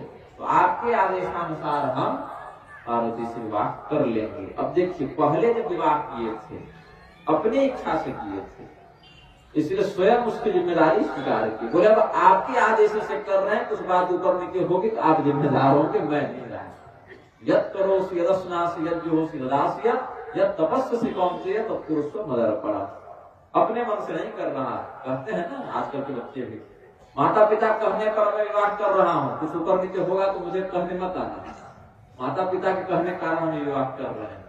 भगवान शिव ने कहा कि आपको मैं माता पिता गुरु स्वामी मानकर आपके वचन को ठुकरा नहीं सकता, आपके वचन को पूर्ण करूंगा, मैं विवाह करूंगा। भगवान ने बोले ठीक है। हम परिणाम हो गए। फिर सप्तऋषि आए। विवाह लगाता एक व्यक्ति है, तोड़ते 7 व्यक्ति है ना। आज चर्चा कर रहे थे हम लोग कमरे में इसी प्रसंग पर। विवाह अगर कोई एक व्यक्ति लगाना चाहे तो उसको तोड़ने के लिए 7 व्यक्ति आ जाता है। यहाँ पर एक व्यक्ति नारद मुनि विवाह लगा रहे हैं और तोड़ने के 7 ऋषि पहुंच गए। ऋषियों के 7 श्रेणियां हैं, 7 प्रकार के ऋषि होते हैं। महर्षि, देवर्षि, ब्रह्मर्षि, राजर्षि, कांडर्षि, श्रुतर्षि और परमर्षि 7 होते हैं। फिर इन 7 में बहुत ही श्रेष्ठ होते गए, उनको फिर 7 से एक को लेकर सप्तर्षि बना दिए। महर्षि, देवर्षि, ब्रह्मर्षि, परमर्षि, कांडर्षि, श्रुतर्षि और राजर्षि में जो सर्वश्रेष्ठ होते गए उन्हीं में से 7 को चुनकर कैबिनेट में डाल दिए, वो सप्तर्षि मंडल में डाल दिए। तो देवर्षि नारद भी किसी काल में सप्तर्षि मंडल को सुशोभित करेंगे, किसी काल में वेदव्यास जी भी सप्तर्षि मंडल को सुशोभित करेंगे, कभी वशिष्ठ जो ब्रह्मर्षि हैं ये भी सप्तर्षि मंडल में चले जाएंगे। तो भगवान महादेव ने सप्तर्षियों का आवाहन किया और कहा कि पार्वती जी के प्रेम की जाकर परीक्षा लो। पिछले जन्म में बड़ी परीक्षा ले रही थी ना। पिछले जन्म में क्या कहा था, तो कि न जाए परीक्षा ले हो, जो तुमरे मन अति संदेह हो। तो भगवती सती के रूप में उसको बड़ी परीक्षा लेने की इच्छा होती थी, भगवान की परीक्षा लेने चली गई। इस बार जरा उनके निष्ठा की परीक्षा हम लेकर देखें कि हमसे कितना प्रेम करती हैं वो। तो भगवान शिव ने जब सप्तर्षियों को कहा, पार्वती पह जाय तुम्हें प्रेम परीक्षा ले, गिर प्रेर पठय भवन दूर करे हो संदेह। पार्वती जी को जाकर मेरे विरुद्ध कुछ कहना जिससे उनके प्रेम की गहराई का पता चले, उनकी परीक्षा तुम लेना और समयानुसार पार्वती जी को लाने के लिए हिमालय को भी जाकर सूचित करो कि हिमालय को तो पता नहीं है घर में बैठे बैठे उनकी तपस्या कब पूरी होगी, अभी तक तपस्या कहाँ पहुंची है, तो तुम हिमालय को जाकर बता दो कि पार्वती की तपस्या पूरी हो गई। फिर पार्वती जी की परीक्षा लेना और उनको वापस घर भिजवाने का प्रबंध करना। तो सप्तर्षियों ने जाकर सर्वप्रथम भगवती का दर्शन किया। ऐसा प्रतीत हुआ जैसे मूर्तिमंत तपस्या ही यहाँ, मूर्तिमती तपस्या ही यहाँ पर उपस्थित है। मूर्तिमंत तपस्या जैसी तपस्या के अधिष्ठात्री देवी भगवती पार्वती ही हैं। इस प्रकार से अपनी प्रभा से प्रदीप्त स्वरूप वाली पार्वती को उन्होंने देखा। तो ऋषि महर्षियों ने यद्यपि जानते थे कि परीक्षा लेना था, जाकर प्रश्न किया कि ही अवराध का तुम चहबो, कि ही अवराध का तुम चहबो, हम सन सत्य मरण किन कहबो, हम सन सत्य मरण किन कहबो, कहत वचन मनु अति सकुचाई, कहत वचन मनु अति सकुचाई, हंसी हम सुने हमारी जड़ताई, हंसी हम सुने हमारी जड़ताई। ऋषि महर्षियों ने कहा कि आप किसकी तपस्या कर रही हैं, किसकी आराधना कर रही हैं, किस इच्छा से यह तपस्या कर रही हैं, आपकी क्या कामना है। यदि आपको हमें बताने की इच्छा हो, लगे कि बताना चाहिए, क्योंकि तपस्या साधना छिपा कर करने का विषय है। ये सब सर्वों के सामने प्रकाशित नहीं करते ऋषि महर्षि कि हम किस देवता की किस विधि से किस उद्देश्य से आराधना कर रहे हैं। तो ऋषि महर्षियों ने कहा यदि आपको उचित लगे तो बताएं कि किस देवता की आप आराधना कर रही हैं, किस उद्देश्य से आराधना कर रही हैं। तो भगवती पार्वती ने लज्जित होकर कहा, क्योंकि अब उनको बताना है पति की कामना से कर रही हूँ, तो स्त्रियों के लिए ऐसा विषय थोड़ा लज्जास्पद हो जाता है, शर्मा जाती है। तो संकोच का आनयन करते हुए संकोच पूर्ण वाणी में भगवती ने कहा कि देखिए ऋषियों, बताने में तो कोई दिक्कत नहीं है, कोई ऐसी बात नहीं कि आप नहीं जान सकते, आप तो हमारे लिए गुरु तुल्य ही हैं। लेकिन अगर मैं बताऊं तो बड़ी हंसी की बात बनूंगी, मेरी मूर्खता प्रदर्शित होगी, आप हंसेंगे। बोले नहीं नहीं, हंसेंगे क्यों, बताओ ऐसी कौन सी बात है कि हंसेंगे, बताओ हमें। कहे हम तो ऐसी कामना कर रहे हैं कि मानो हम आकाश में उड़ना चाहें और पंख का ठिकाना नहीं। वाह, आकाश में उड़ने की इच्छा है और पंख का ठिकाना नहीं है।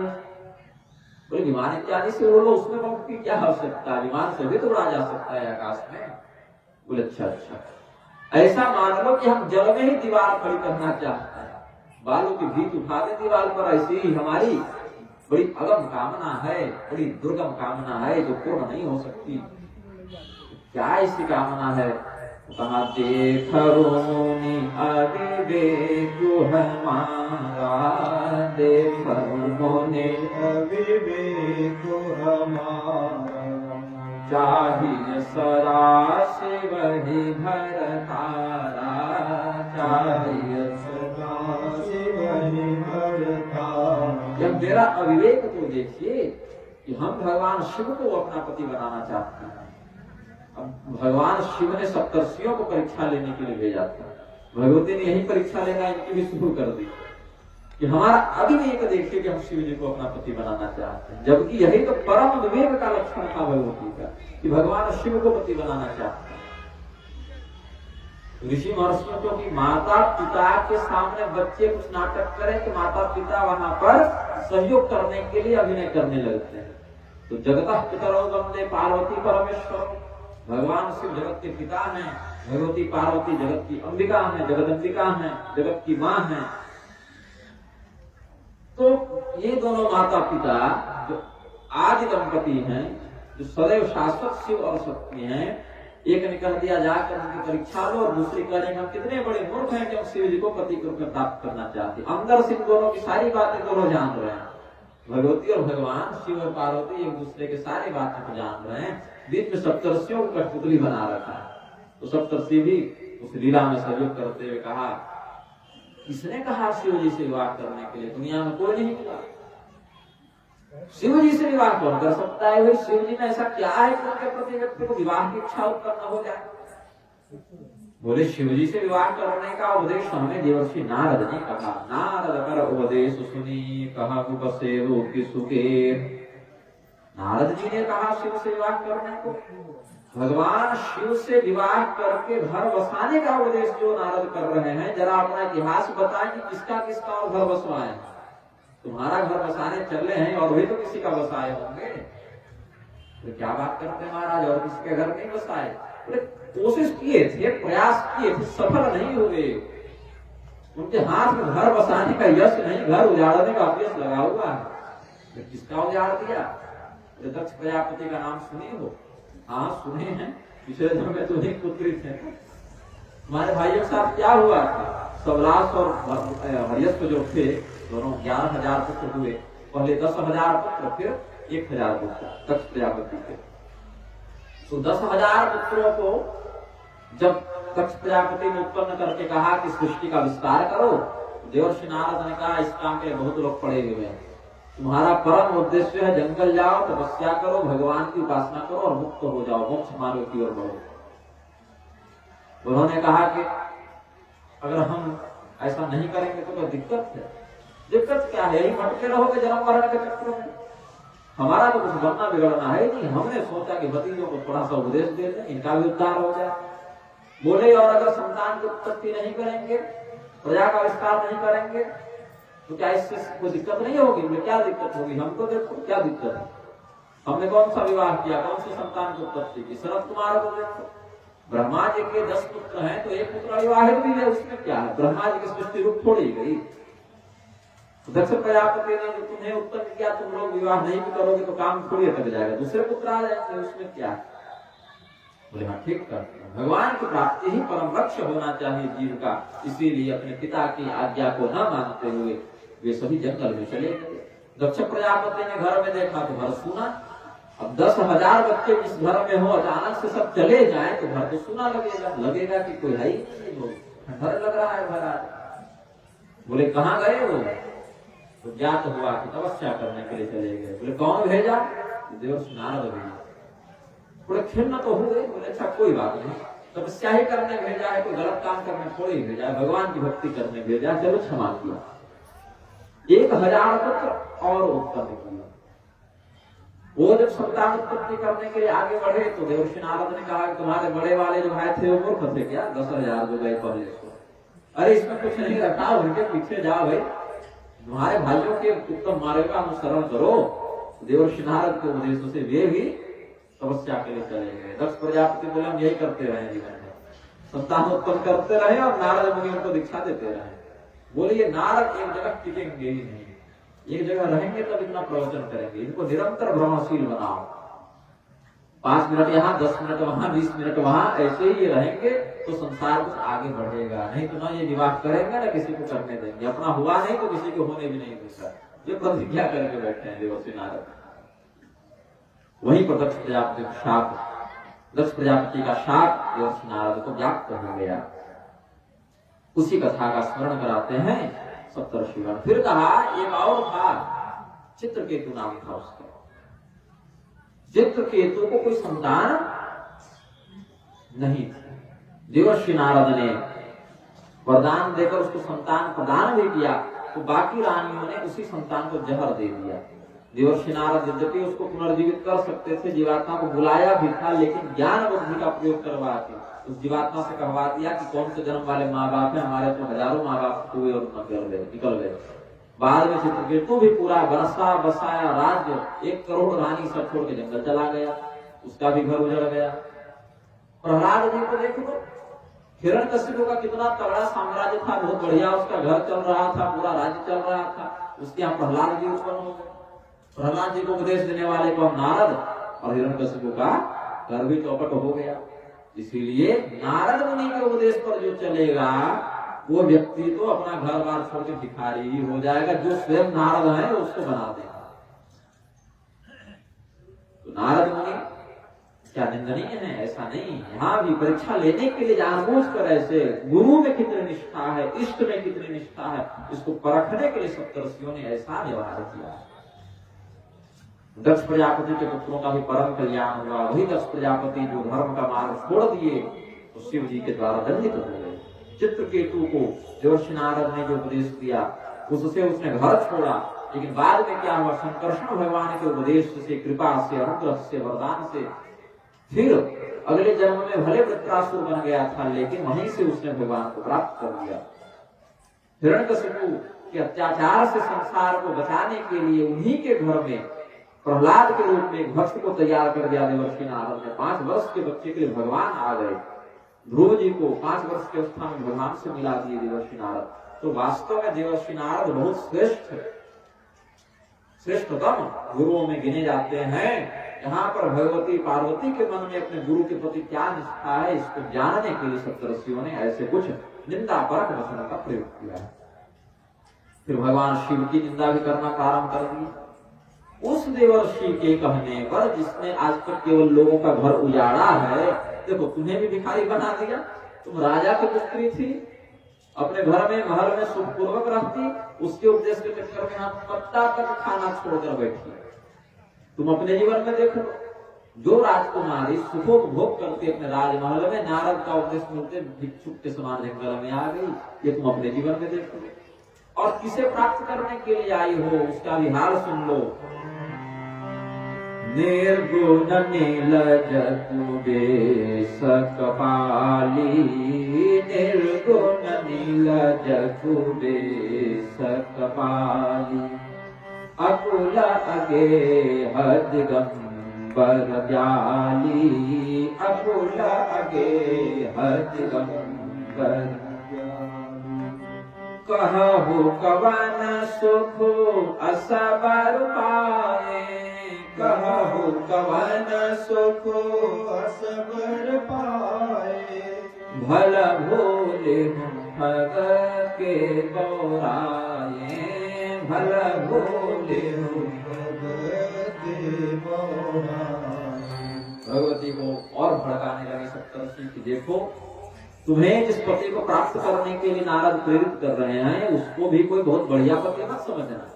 निर्गुण, उसमें कोई गुण नहीं, निर्लज्ज, उसमें कोई लाज शर्म नहीं, कुबेश, उसका स्वरूप बड़ा अमंगलकारी है, कपाली, खोपड़ी की माला पहनता है, लोग फूल की माला पहनते हैं, ये खोपड़ी की पहनते हैं, अकुल, उसका कोई कुल खानदान नहीं, अगेह, उसका कोई घर नहीं, दिगंबर, वह निर्वस्त्र रहता है, ब्याली, वह सर्प की माला पहनता है। ऐसे पति को प्राप्त करके तुम्हें कौन सा सुख मिल जाएगा यह बताओ हमें। हमें तो प्रतीत होता है कि नारद ने तुम्हें ठग लिया और तुम अपने भोलेपन में ठगा गई। इतनी मेहनत किसी और देवता के लिए कर दी रहती तो अभी तक तुम सुखपूर्वक अपना घर बसा चुकी होती। अब यहाँ पर भी नहीं निंदा निंदितुम प्रवर्तते इत्यादि के आधार पर जो विशेषण भगवान शिव के लिए प्रयुक्त हुए उनमें भी बाहर से तो निंदा लगते हैं, लेकिन तत्व की दृष्टि से प्रशंसा है। निर्गुण, हमने अभी अगुण शब्द या निर्गुण शब्द की व्याख्या में कह ही दिया। तीनों गुणों का प्रभाव जिस पर न पड़े, तीनों गुणों का जो स्वयं अधिष्ठाता हो, तीनों गुणों पर जिसका नियंत्रण हो, गुणों का जो शासक हो, गुण जिसके द्वारा शासित हो, गुण जिस पर शासन न कर सके वह निर्गुण पर ब्रह्म है शिव जी, यह भाव बनता है। नीलज, निर्लज्ज, ये तो बाहर से देखने से गाली लगती है, निंदाजनक वाक्य लगता है, लेकिन जो शास्त्रीय रहस्य को जानते हैं उसमें 8 पाश की बात है जो जीवात्मा को बांधते हैं। शैव संप्रदाय में, शाक्त संप्रदाय में भी अष्टपाश की बात है। इस जीवात्मा को बांधने वाले 8 पाश हैं, उसमें एक पाश लज्जा भी है। तो लज्जा जीवात्मा को बांधती है। उस लज्जा से मुक्त है, मतलब पाश से मुक्त है। और जो पाश से मुक्त है वह कौन है? तो वेदों ने कहा पाशबद्ध सदा जीव पाश मुक्त सदा शिव। जो चेतन पाश से बंधा हुआ है वह जीव है, जो पाश से मुक्त है वह शिव है। तो निर्लज्ज नीलज जो कहा तो स्वामी जी ने लिखा नीलज, सब तो निर्लज्ज है वो तो नीलज, इसको प्रभव में ग्रामीण भाषा में लिख दिए। भाव क्या है कि शिव जी लज्जा इत्यादि पाशों से मुक्त है, इसलिए जीव नहीं वो शिव है, सदा शिव है, पाश मुक्त सदा शिव। फिर कहा कुबेश, कुबेश इनका वेश अमंगलकारी है, यह हो गया भाव। और कु कहते हैं पृथ्वी को भी संस्कृत में। कुबेश मतलब पृथ्वी जिनका स्वरूप है, पृथ्वी में जो जीवनी शक्ति है उसके रूप में भगवान शिव प्रतिष्ठित हैं। कु शब्द पृथ्वी के लिए भी शास्त्रों में आया। तो कुवेश पृथ्वी ही जिनका वेश है, पृथ्वी ही जिनका स्वरूप है। एक कहावत है कण कण शंकर, ये कहते हैं भगवान शिव कण कण में वास करते हैं। तो इस पृथ्वी के प्रत्येक स्थान पर भगवान शिव व्याप्त है, इसलिए इनको कुबेश भी कह दिया। कपाली कपाल धारण करते हैं। तो बाहर से क्या वेश बन गया? नरमुंडों की माला धारण करते हैं। और नरमुंडों की माला धारण करने का तात्विक रहस्य क्या है? नर कहते हैं जीव को, और जीव के अधिपति है नारायण। ऐसे ही वैष्णव मत में नर और नारायण कहते हैं, जीव और परब्रह्म को नर और नारायण। और उसी को शैव मत में तत्व वही शब्द बदल गया, पशु और पशुपति कहते हैं। इधर नर और नारायण और वहां पशु और पशुपति, शब्द का अंतर है, तत्व वही है। जल कहो चाहे पानी कहो, अग्नि कहो चाहे आग कहो या वहनी कहो, तत्व वही रहेगा, शब्द इसके बदल गए। तो जो नर है वही इधर शिव पशुपति के द्वारा शासित होने वाला पशु है। नर मुंडों की माला धारण करते हैं, कपाली हैं, मतलब संपूर्ण जीव जगत को अपने अंदर समाहित करके प्रतिष्ठित करके भगवान शिव रखते हैं। फिर कहा अकुल, जिनका कोई कुल खानदान नहीं, किस कुल के हैं पता ही नहीं। अकुल किसको कहते हैं? कुलार्वण तंत्र का वचन है। कुलं कुंडलिनी शक्ति अकुलम तो महेश्वर, कुलाकुलस्य तत्सज्ञः कौल इत्यभिधीयते। कुंडलिनी शक्ति को कुल कहते हैं और महादेव को अकुल कहते हैं, क्योंकि वे किसी कुल में जन्म लेकर उसमें बनते नहीं। इस शिव शक्ति के रहस्य को जो जानता है उसको कौल कहते हैं।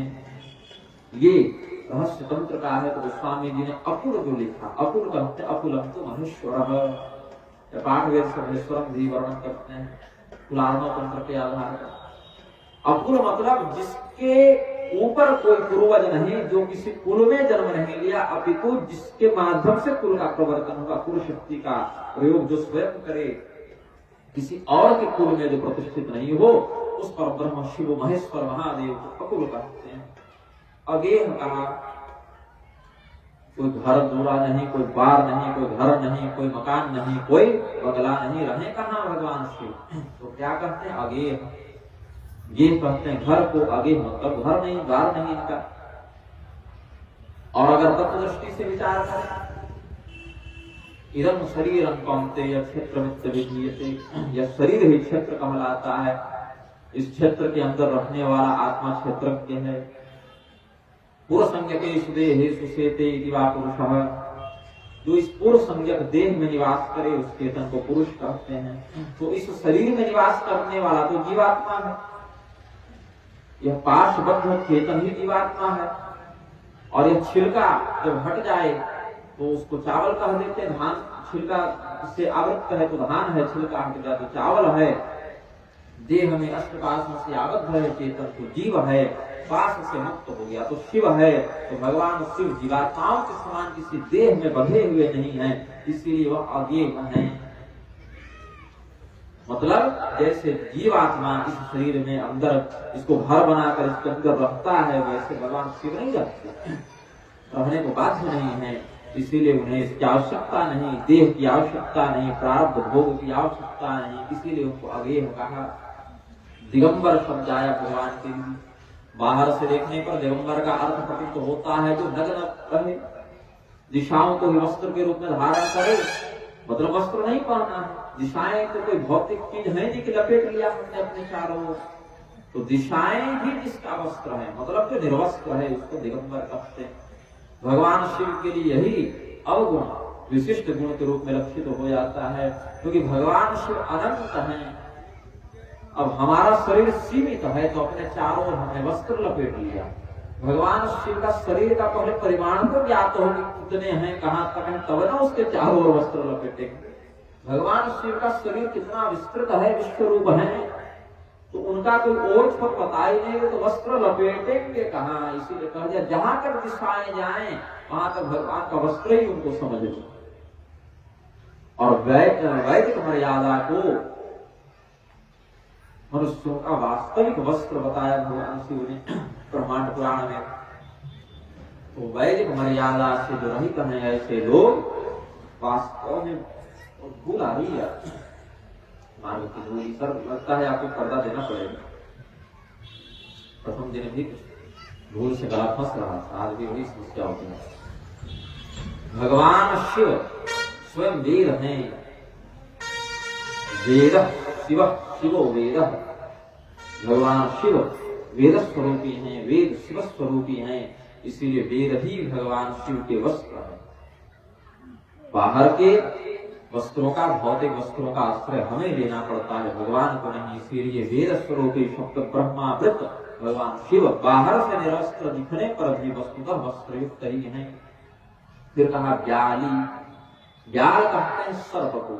बाहर से भगवान शिव सर्प का आभूषण धारण करते हैं, सर्पों की माला पहनते हैं, इसीलिए अवंकर वेश उनका वर्णित किया ऋषियों ने। किंतु तत्व दृष्टि से विचार करें, व्याल कौन है, सबसे बड़ा सर्प कौन है, काल सर्प। काल सर्प से बड़ा कोई सर्प नहीं। काल व्याल काल रूपी व्याल, काल सर्प, मृत्यु रूपी सर्प से बचने के लिए श्रीमद् भागवत आदि शास्त्रों का प्रवर्तन किया गया सुखदेव जी के द्वारा परीक्षित के प्रति। ऐसा भागवत आदि के प्रसंग में देखते हैं। यह श्री रामचरितमानस भी नानाविध पुराणों से समर्थित है, इसीलिए इसकी भी वही महिमा समझनी चाहिए। भगवान की कथा तो चाहे जिस भी लिपि में, जिस भी ग्रंथ के रूप में लिखी गई हो, उसको तो कल्याणकारी ही मानते हैं। तो परिमल नाशकारिणी यह जो श्री राम कथा है वह काल सर्प को नष्ट करती है। भगवान शिव भी कालों के काल महाकाल हैं, इसीलिए जो सर्प लोगों को भयभीत करता है और सर्प भी भगवान शिव के पास जाकर शरणागत हो जाता है। और भगवान शिव को जैसा में कभी उससे जटा बांध लिए, कभी उसको हाथ में पहन लिए, कभी गले में लपेट लिए, कभी जनेब के समान टांग दिए, कभी कान में कुंडल के समान पहन लिए, कभी कोई विशिष्ट अवसर में कपड़े पहनने का अवसर बना, वृक्षाला इत्यादि उसको भी बांध लिए, कभी पैरों में पायल के समान कर लिए उसको, कभी हाथों में कंगन के समान कर लिए। तो जो मृत्यु संपूर्ण संसार को कष्ट देती है, भयभीत करती है, जो काल सबों का भक्षण करता है, उस काल सर्प को भगवान आभूषण के समान धारण करते हैं, इच्छा अनुसार उससे क्रीड़ा करते हैं, उससे खेलते हैं, इसीलिए उनको व्याली कहा गया। तो बाहर से देखने पर ये सभी शब्द यद्यपि भगवान के लिए अवगुण सूचक प्रतीत होते हैं, लेकिन तत्व दृष्टि से विचार करें तो यही भगवान के लिए सद्गुण के भी परिचायक हो जाते हैं।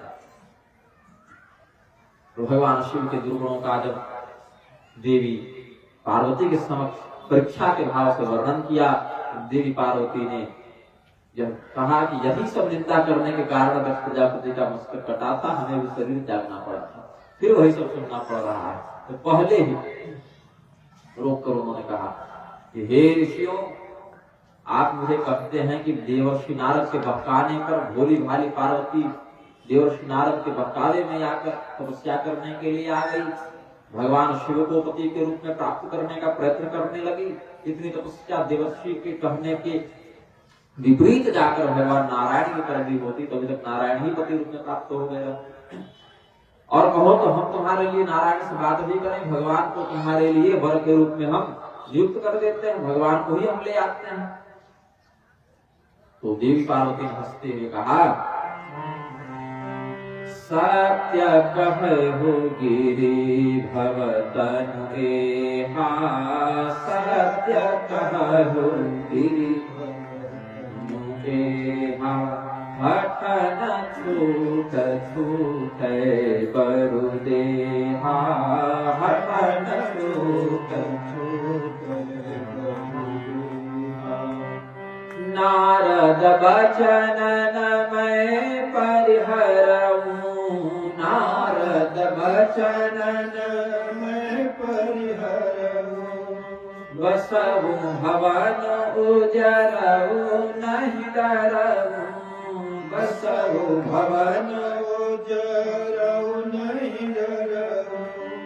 जन्म कोटि लगे, जन्म कोटि लगे रगर हमारी, बरम शंभु न तरहु कुवारी, बरम शंभु न तरहु कुवारी। हे ऋषियों, आपने हमें जो अभी अभी उपदेश दिया, इसको मैंने सुना समझा, लेकिन धारण नहीं कर सकती, क्योंकि पर्वत की पुत्री हूं ना, पार्वती हूं ना। पर्वत बड़े कठिन होते हैं, उनको हिलाना बड़ा कठिन होता है। तो सामान्य की पुत्री होती तो आपके कहने से मेरा विश्वास टिक जाता, हिल जाता, लेकिन पहाड़ को कौन हिलाए, इसको हिलाना तो बड़ा कठिन है। देवर्षि नारद से पहले यदि आप मिले होते, ये सब उपदेश दिए होते तो कोई बात बनती। अब देवर्षि नारद ने पहले मुझे उपदेश दे दिया, हमने उन्हें गुरु मान लिया, उनके निर्देश पर हमने तपस्या भी प्रारंभ कर दी। अब ये पर्वत की पुत्री को हिलाना संभव नहीं है, मेरा विश्वास आपके कहने से नहीं टिकेगा। हो सकता है भगवान महादेव में केवल बुराई ही बुराई हो, भगवान नारायण में केवल अच्छाई ही अच्छाई हो, लेकिन मेरा मन जिसमें लग गया उसमें लग गया। भगवान विष्णु को मैं गलत नहीं कहते कि बुरे हैं या हम शादी नहीं कर सकते, उनसे विवाह नहीं कर सकते, लेकिन मेरा मन भर जाएगा ही नहीं। मेरा मन तो शिव जी में लग गया ना, अब लग गया तो वहां से हटेगा नहीं। यदि आपको बहुत इच्छा हो रही हो कि रिश्ता कराते चलें तो उनके लिए किसी और का प्रबंध आप कर लें, भगवान नारायण से विवाह कराने के लिए। लेकिन मेरा चित्त जो है भगवान शिव में लग चुका है। अब या एक जन्म लगे या 100 जन्म लगे या 100 करोड़ जन्म लगे, विवाह होगा तो शिव जी से ही होगा, और नहीं होगा तो फिर हमें विवाह ही नहीं करना है, हमें तुम्हारे ही मर जाना है, शरीर बदलते रहना है।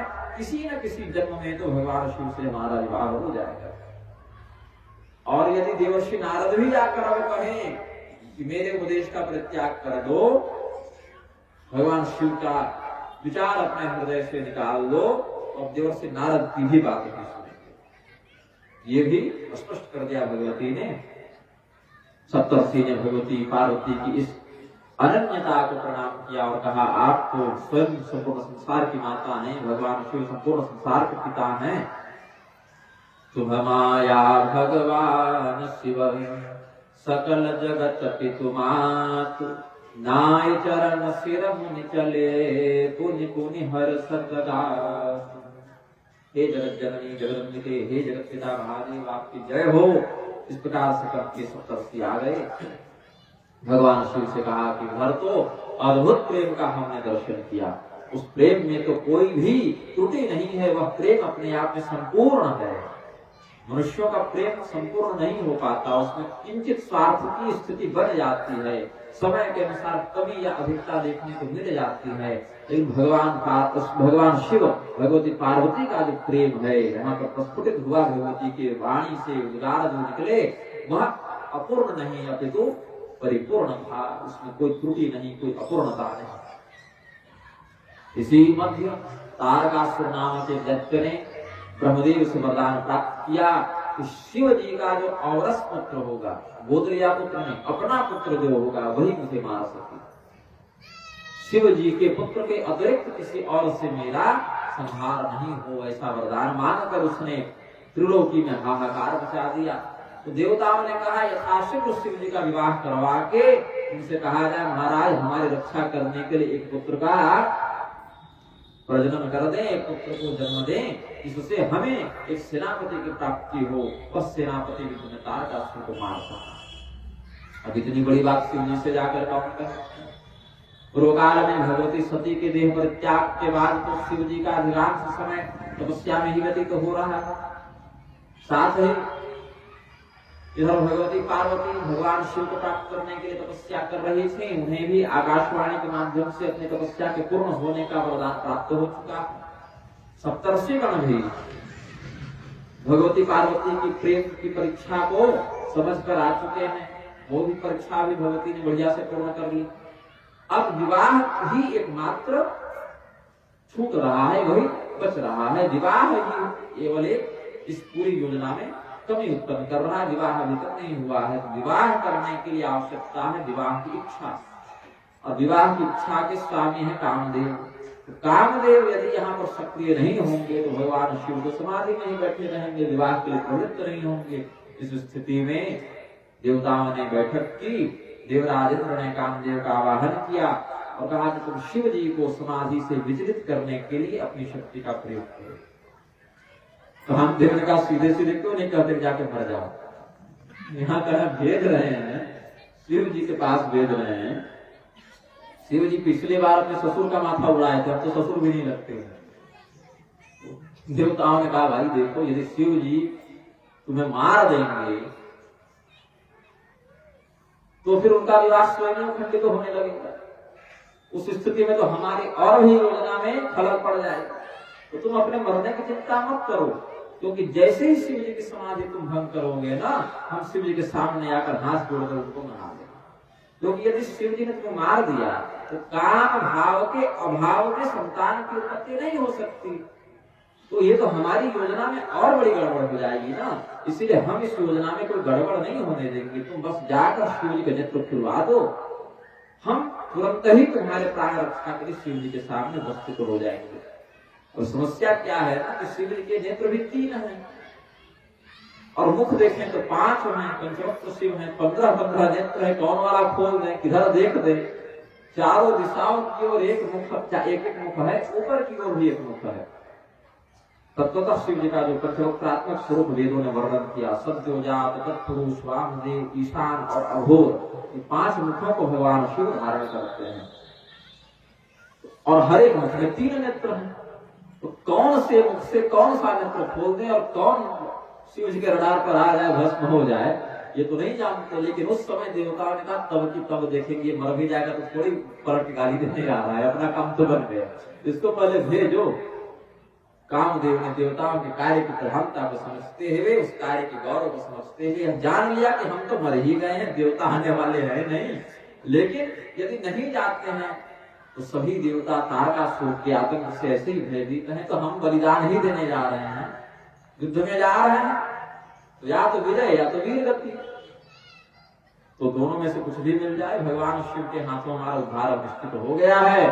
शिव जी से विरोध करके हम कुशल तो बचेंगे नहीं, ऐसा विश्वास कामदेव के मन में हो गया था। फिर भी देवताओं के कार्य को सिद्ध करने की इच्छा से वह प्रस्थान किया। अपने संपूर्ण सैन्य बल के साथ भगवान शिव के पास जब बढ़ गया तो सबसे पहले तो भगवान शिव के स्वरूप को देखकर ही भाग गया, भयभीत होकर डर गया। भगवान शिव की तपस्या, समाधि का तेज इतना प्रदीप्त था, जैसे हम सूर्य के पास नहीं जा सकते वैसे कामदेव भी शिव जी के पास नहीं जा पा रहा था।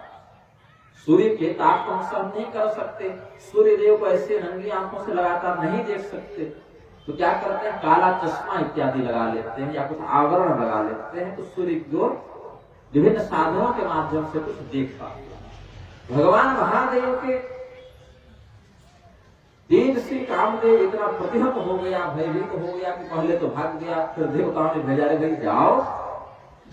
सामने गया और एक वृक्ष की पत्तों में छिप गया जाता है, मतलब सीधे सीधे सामना नहीं कर रहा है कामदेव। पहले तो उसने पत्तों में अपना निवास बनाया, वहां से छिपकर उसने अपनी माया का विस्तार किया। माया का विस्तार जब उसने किया, फलस्वरूप शिव जी के ऊपर उसने अपनी माया का प्रयोग किया। शिव जी के मन में काम का उदय हो, शिव जी जग जाए, समाधि से मुक्त हो जाए। प्रभाव क्या होगा, शिव जी को कुछ नहीं हुआ, पूरा संसार ही कामदेव की माया से व्याप्त हो गया।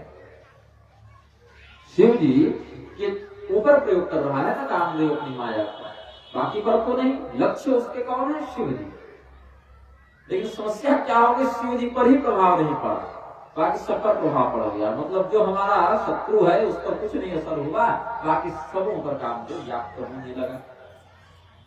भगवान शिव निर्लेप, निर्द्वंद, निर्विकार, अविचल समाधि की अवस्था में लीन हैं। उसके बाण का कोई प्रभाव शिव जी पर नहीं पड़ रहा है अभी, किंतु शिव के ऊपर जो माया का प्रयोग कर रहा है कामदेव, भगवान महादेव को छोड़कर बाकी सबों के ऊपर वह माया अपना प्रभाव कर रही है।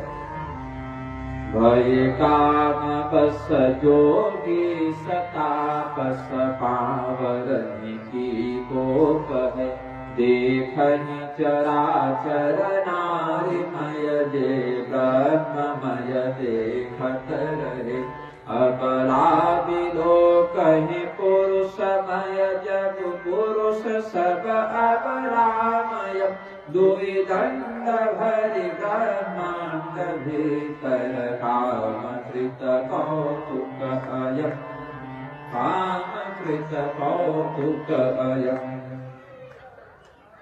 कामदेव के द्वारा जब यह प्रयास निष्फल कर दिया गया, कामदेव क्षुब्ध हो गया, क्रुद्ध हो गया, कहा कि 5 बाण मारेंगे शिव जी के हृदय में, पूर्ण क्षमता का प्रदर्शन करेंगे। पहले क्या हुआ था, जब ब्रह्मदेव ने कामदेव की सृष्टि की थी तो ब्रह्मदेव ने कामदेव को वरदान दिया था कि तुम्हारा प्रभाव सब पर लागू होगा। तो सब पर होगा, हाँ सब पर होगा। ऐसा कहकर ब्रह्मा जी आगे की सृष्टि में लग गए, बनाते जा रहे थे और प्रभाव का वरदान देते जा रहे थे। सृष्टि किया, देवताओं को बनाया, कहा तुम्हारा यह काम, यह नाम, यह शक्ति, तुम्हारा यह काम, यह नाम, यह शक्ति, सब देते जा रहे थे। कामदेव को बनाया, कहा कि प्रजनन संबंधी विभाग तुम्हारा है और तुम सबों पर व्याप्त हो जाओगे, मेरा वरदान है। फिर आगे सृष्टि में लग गए। उसके बाद सरस्वती की रचना कर रहे थे, तो कामदेव ने सोचा कि इनका वरदान इन पर काम करता है कि नहीं, थोड़ा जांच कर देखते हैं। तो शिव जी का ब्रह्मदेव के ऊपर कामदेव ने उनके वरदान का दुरुपयोग करते हुए अपने बाण का प्रहार कर दिया। ब्रह्मदेव सरस्वती की रचना कर ही रहे थे उस समय, कामदेव ने जो बाण मारा तो कुछ क्षण के लिए अपने पुत्री के ही प्रति उनके मन में काम का उदय हो गया। बाद में उन्हें जब यह बोध हुआ कि ये तो कामदेव का कुचक्र है, तो उन्होंने जिस शरीर से वे सरस्वती पर मोहित हुए थे उस शरीर का परित्याग कर दिया प्रायश्चित के स्वरूप, और कामदेव को शाप दिया कि मेरे ही दिए गए वरदान से तुमने दुरुपयोग करते हुए मुझे ही कलंकित किया है, तो हम शाप देते हैं कि शिव जी के द्वारा तुम्हें भस्म कर दिया जाएगा। वो शाप यहाँ फलित होता है। कालिका पुराण के अनुसार कामदेव के प्रहार से, कामदेव ने जो वरदान की जांच करने के लिए, जैसे भस्मासुर शिव जी के पीछे पड़ गया था ना, ये कामदेव ब्रह्मदेव के पीछे पड़ गया था। ब्रह्मदेव के वरदान का परीक्षण करने के लिए कामदेव ने जो बाण ब्रह्मदेव पर चलाया, उस बाण के प्रभाव से कुछ क्षण के लिए जो ब्रह्मदेव का मन भटका सरस्वती को देखकर, बाद में उन्होंने अपने उस आंशिक दोष के प्रायश्चित के लिए उस शरीर का भी परित्याग कर दिया, दूसरा शरीर धारण किया। ये सब रहस्य अंदर से जान जानते हैं, बाहर के समाज वाले नहीं जान पाते। सभी ग्रंथों को अगर पढ़ेंगे परंपरा से, आचार्यों की संगति में, तो सारे रहस्य खुलेंगे। और वह सरस्वती भी अभी जो हम श्री पंचमी में जो सरस्वती की पूजा करते हैं ब्रह्म पत्नी के रूप में, वो सरस्वती नहीं, वो सरस्वती बाद में संध्या सरस्वती के नाम से हुई। उन्होंने भी अपना शरीर परित्याग कर दिया और अगले जन्म में वशिष्ठ जी की पत्नी अरुंधति बनी है। वो ब्रह्मा जी की पत्नी फिर बनी भी नहीं। ब्रह्मा जी की पत्नी का नाम भी सरस्वती है, लेकिन वे दूसरी सरस्वती है। ऐसे ही भगवान नारायण की एक पत्नी का नाम भी सरस्वती है, लेकिन वो दूसरी सरस्वती है। ब्रह्मदेव की पत्नी सरस्वती भी एक है, एक ब्रह्मदेव की पुत्री का भी नाम सरस्वती है, एक भगवान विष्णु की पत्नी का नाम भी सरस्वती है, जिनकी कथा देवी भागवत में है, और एक महासरस्वती अलग है जो शुंभ और निशुंभ का वध करने के लिए आई थी। जो 3 चरित्र है ना देवी के, तो तीसरे चरित्र की स्वामी है वो। ऐसे एक ही नाम की 3-4 देवियां हैं, इसलिए भ्रम हो जाता है कि ब्रह्मा की पुत्री सरस्वती है कि पत्नी सरस्वती है। तो पत्नी वाली सरस्वती अलग है, उनको महामाया ने प्रदान किया था। ब्रह्मणे प्रदो पत्नी, जो रहस्य पढ़े हैं, प्राकृतिक रहस्य, प्राधानिक रहस्य, मूर्ति रहस्य, 3 ग्रंथों में वर्णन है। और जो पुत्री हैं उनका नाम संध्या सरस्वती है। अहो देवी महादेवी संध्य विद्ये सरस्वती अजरे अमरे चैव ब्रह्म योनि नमोस्तुते। ये उनका संस्मरण हम प्रातः संध्या में सायं संध्या में करते हैं। ये अगले जन्म में वशिष्ठ जी की पत्नी बनी। तो केवल नाम समान हो जाने से देवताओं पर आरोप नहीं लगाना चाहिए। नास्तिकों के कहने पर भड़काने पर अपने धर्म ग्रंथों पर अश्रद्धा नहीं करनी चाहिए। पूरी बात जाननी चाहिए, क्यों, कैसे, कब, किस कारण से। ब्रह्मदेव के उस शाप को फलित होने का समय आ गया था। कामदेव के बाण प्रहार से भगवान शिव ने जो नेत्र खोले क्रुद्ध होकर कि किसने ऐसा दुस्साहस किया है। इधर उधर कोई नहीं दिखा भगवान शिव को, तो बड़ी तीव्र दृष्टि उन्होंने, जो पत्ता हिला आम्र के वृक्ष में जो कामदेव छिपा हुआ था, उसके पत्तों में जब कंपन हुआ, शिव जी हमें देख न लें, इस आशंका से कामदेव थोड़ा सा हिला छिपने के लिए, और वह जो हिला उसी से पत्ते थोड़े ज्यादा ही हिल गए। भगवान शिव ने उधर गौर किया, दृष्टिपात किया और समझ गए कि कामदेव इसी वृक्ष पत्र की आड़ में छिपा हुआ है। उस समय भगवान ने सौरभ पल्लव मदनु बिलोका, सौरभ पल्लव मदनु बिलोका, भयउ कंपेवु त्रैलोका, भयउ कंपेवु त्रैलोका। तब शिवती सर नयन उभारा, तब शिवती सर नयन उभारा, चितवत काम भयउ जरि छारा, चितवत काम भयउ जरि छारा। भगवान शिव के दृष्टिपात करने मात्र से उनकी क्रोधाग्नि से कामदेव तत्काल भस्मीभूत हो गया। भगवान शिव चिता भस्म का लेप करते हैं ना, सोचे होंगे अब इतने समय से समाधि में कौन चिता भस्म लाने जाए, इधर ही प्रबंध कर लेते हैं, ये आया है ना इसी को भस्म बना लेते हैं। और कामदेव भस्मीभूत हो गया, त्रिलोकी में हाहाकार मच गया, व्याप्त हो गए, आक्रांत हो गए सभी लोग। कामदेव के प्रभाव से संसार जैसे ही मुक्त हुआ, जितने प्राणी काम के वशीभूत होकर काम क्रिया में लिप्त हो गए थे, वे स्वस्थ चित्त हो गए। संपूर्ण संसार में एक साथ प्रसन्नता और अप्रसन्नता दोनों व्याप्त होने लगे। प्रसन्नता इस बात कि भगवान समाधि से उठ गए हैं, अब विवाह में प्रवृत्त होंगे तो कुमार कार्तिकेय का जन्म होगा, तारकासुर का वध होगा, तो हम सुखी होंगे, ये प्रसन्नता है। और कामदेव का निधन हो गया, कामदेव के अभाव में भगवान शिव संतान की उत्पत्ति कैसे करेंगे, बाकी संसार का विस्तार कैसे होगा, इसकी अप्रसन्नता भी है। कामदेव की पत्नी देवी रति और भी अधिक कष्ट में पड़ गई। एक विवाह को कराने के लिए, शिव और पार्वती का विवाह कराने के लिए हमारा जो वैधव्य है वह कितना दुष्कर हो जाएगा, ये देवताओं को समझ में नहीं आया। कामदेव ने यद्यपि कहा था कि भगवान शिव से मेरा विरोध उचित नहीं, हित में नहीं, भगवान शिव को जब हम उठाएंगे जगाएंगे तो अपनी क्रोध पूर्ण दृष्टि से हमें भस्म कर देंगे, मैं विधवा हो जाऊंगी, कामदेव का निधन हो जाएगा, मैं सौभाग्यहीन हो जाऊंगी, ये देवताओं ने विचार नहीं किया। केवल अपने स्वार्थ को सिद्ध करने के लिए इन्होंने हमारे पति को जानबूझकर आग में झोंक दिया। तो उधर भगवान शिव और पार्वती का विवाह हो भी जाए, हमारे शरीर से तो श्रृंगार और सौभाग्य उतर गया। ये देवी रति को बड़ा कष्ट था। बोले कि ये देवता तो कुछ करेंगे नहीं, ये तो स्वार्थ के वशीभूत हो गए हैं, अगर कोई कुछ करेंगे तो भगवान महादेव, क्योंकि वे आशुतोष हैं, जितनी जल्दी क्रुद्ध होते हैं ना उतने ही शीघ्रता से प्रसन्न भी हो जाते हैं। तो देवी रति सीधे सीधे भगवान महादेव की शरण में ही गई।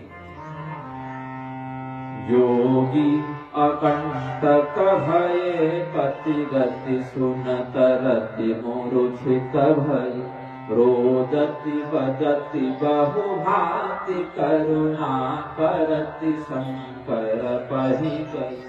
अति प्रेम करि बिनति विविध विधि जोरि कर सन्मुख रहि, प्रभु आशुतोष कृपाल शिव अबला निरखि बोले सही, प्रभु आशुतोष कृपाल शिव अबला रखी बोले सही।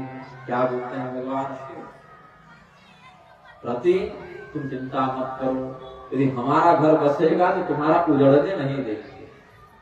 तुम हमारी शरण में आए हो, तुम्हें तुम्हारे पति की पुनः प्राप्ति हो जाएगी।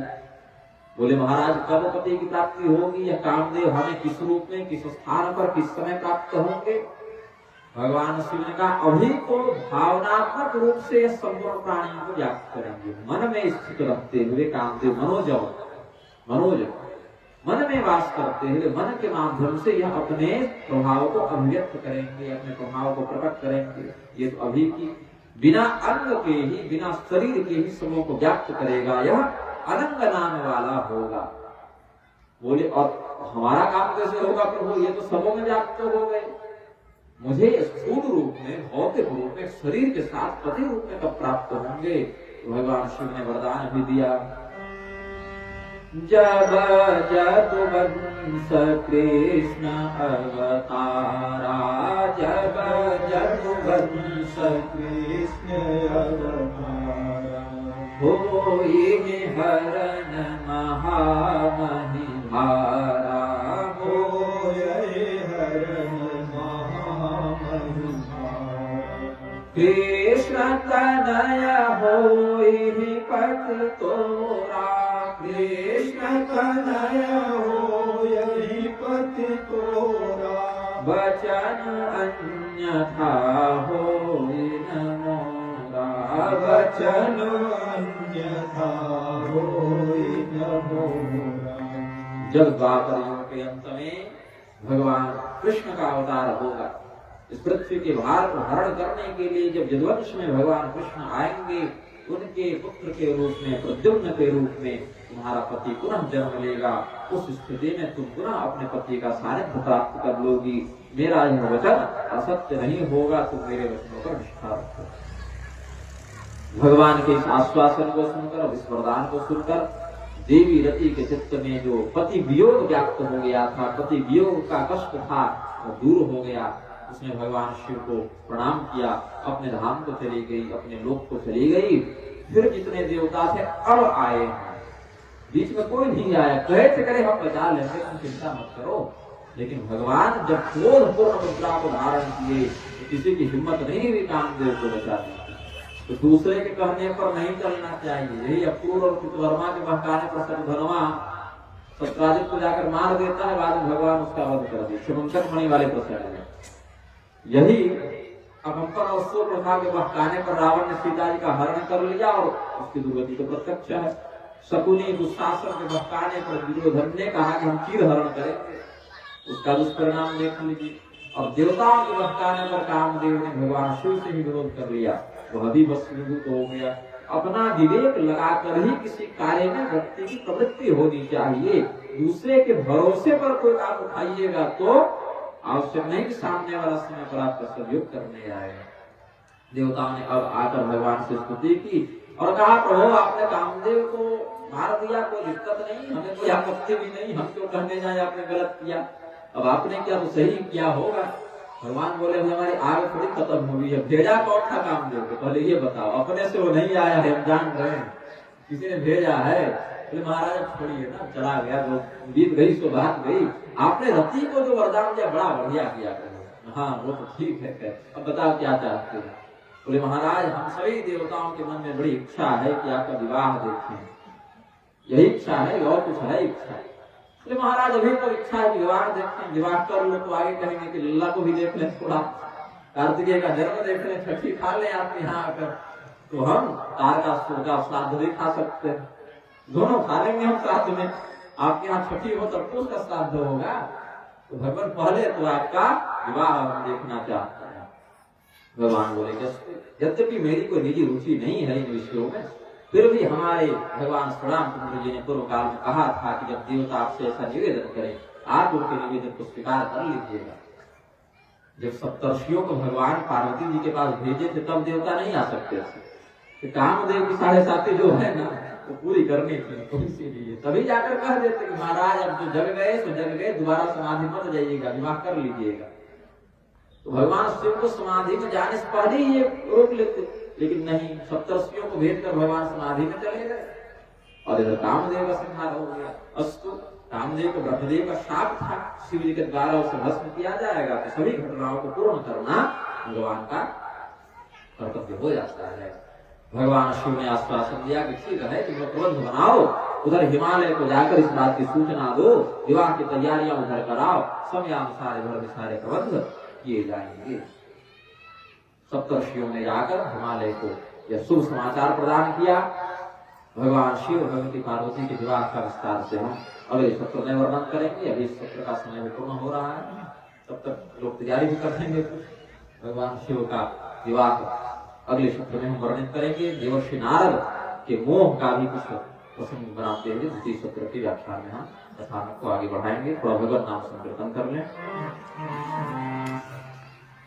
श्री राम जय राम जय जय राम, श्री राम जय राम जय जय राम, श्री राम जय राम जय जय राम, श्री राम जय राम जय जय राम। जय जय वीणा हरण हनुमान, जय जय वीणा हरण हनुमान, श्री राम जय राम जय जय राम, श्री राम जय राम जय जय राम, श्री राम जय राम जय जय राम, श्री राम जय राम जय जय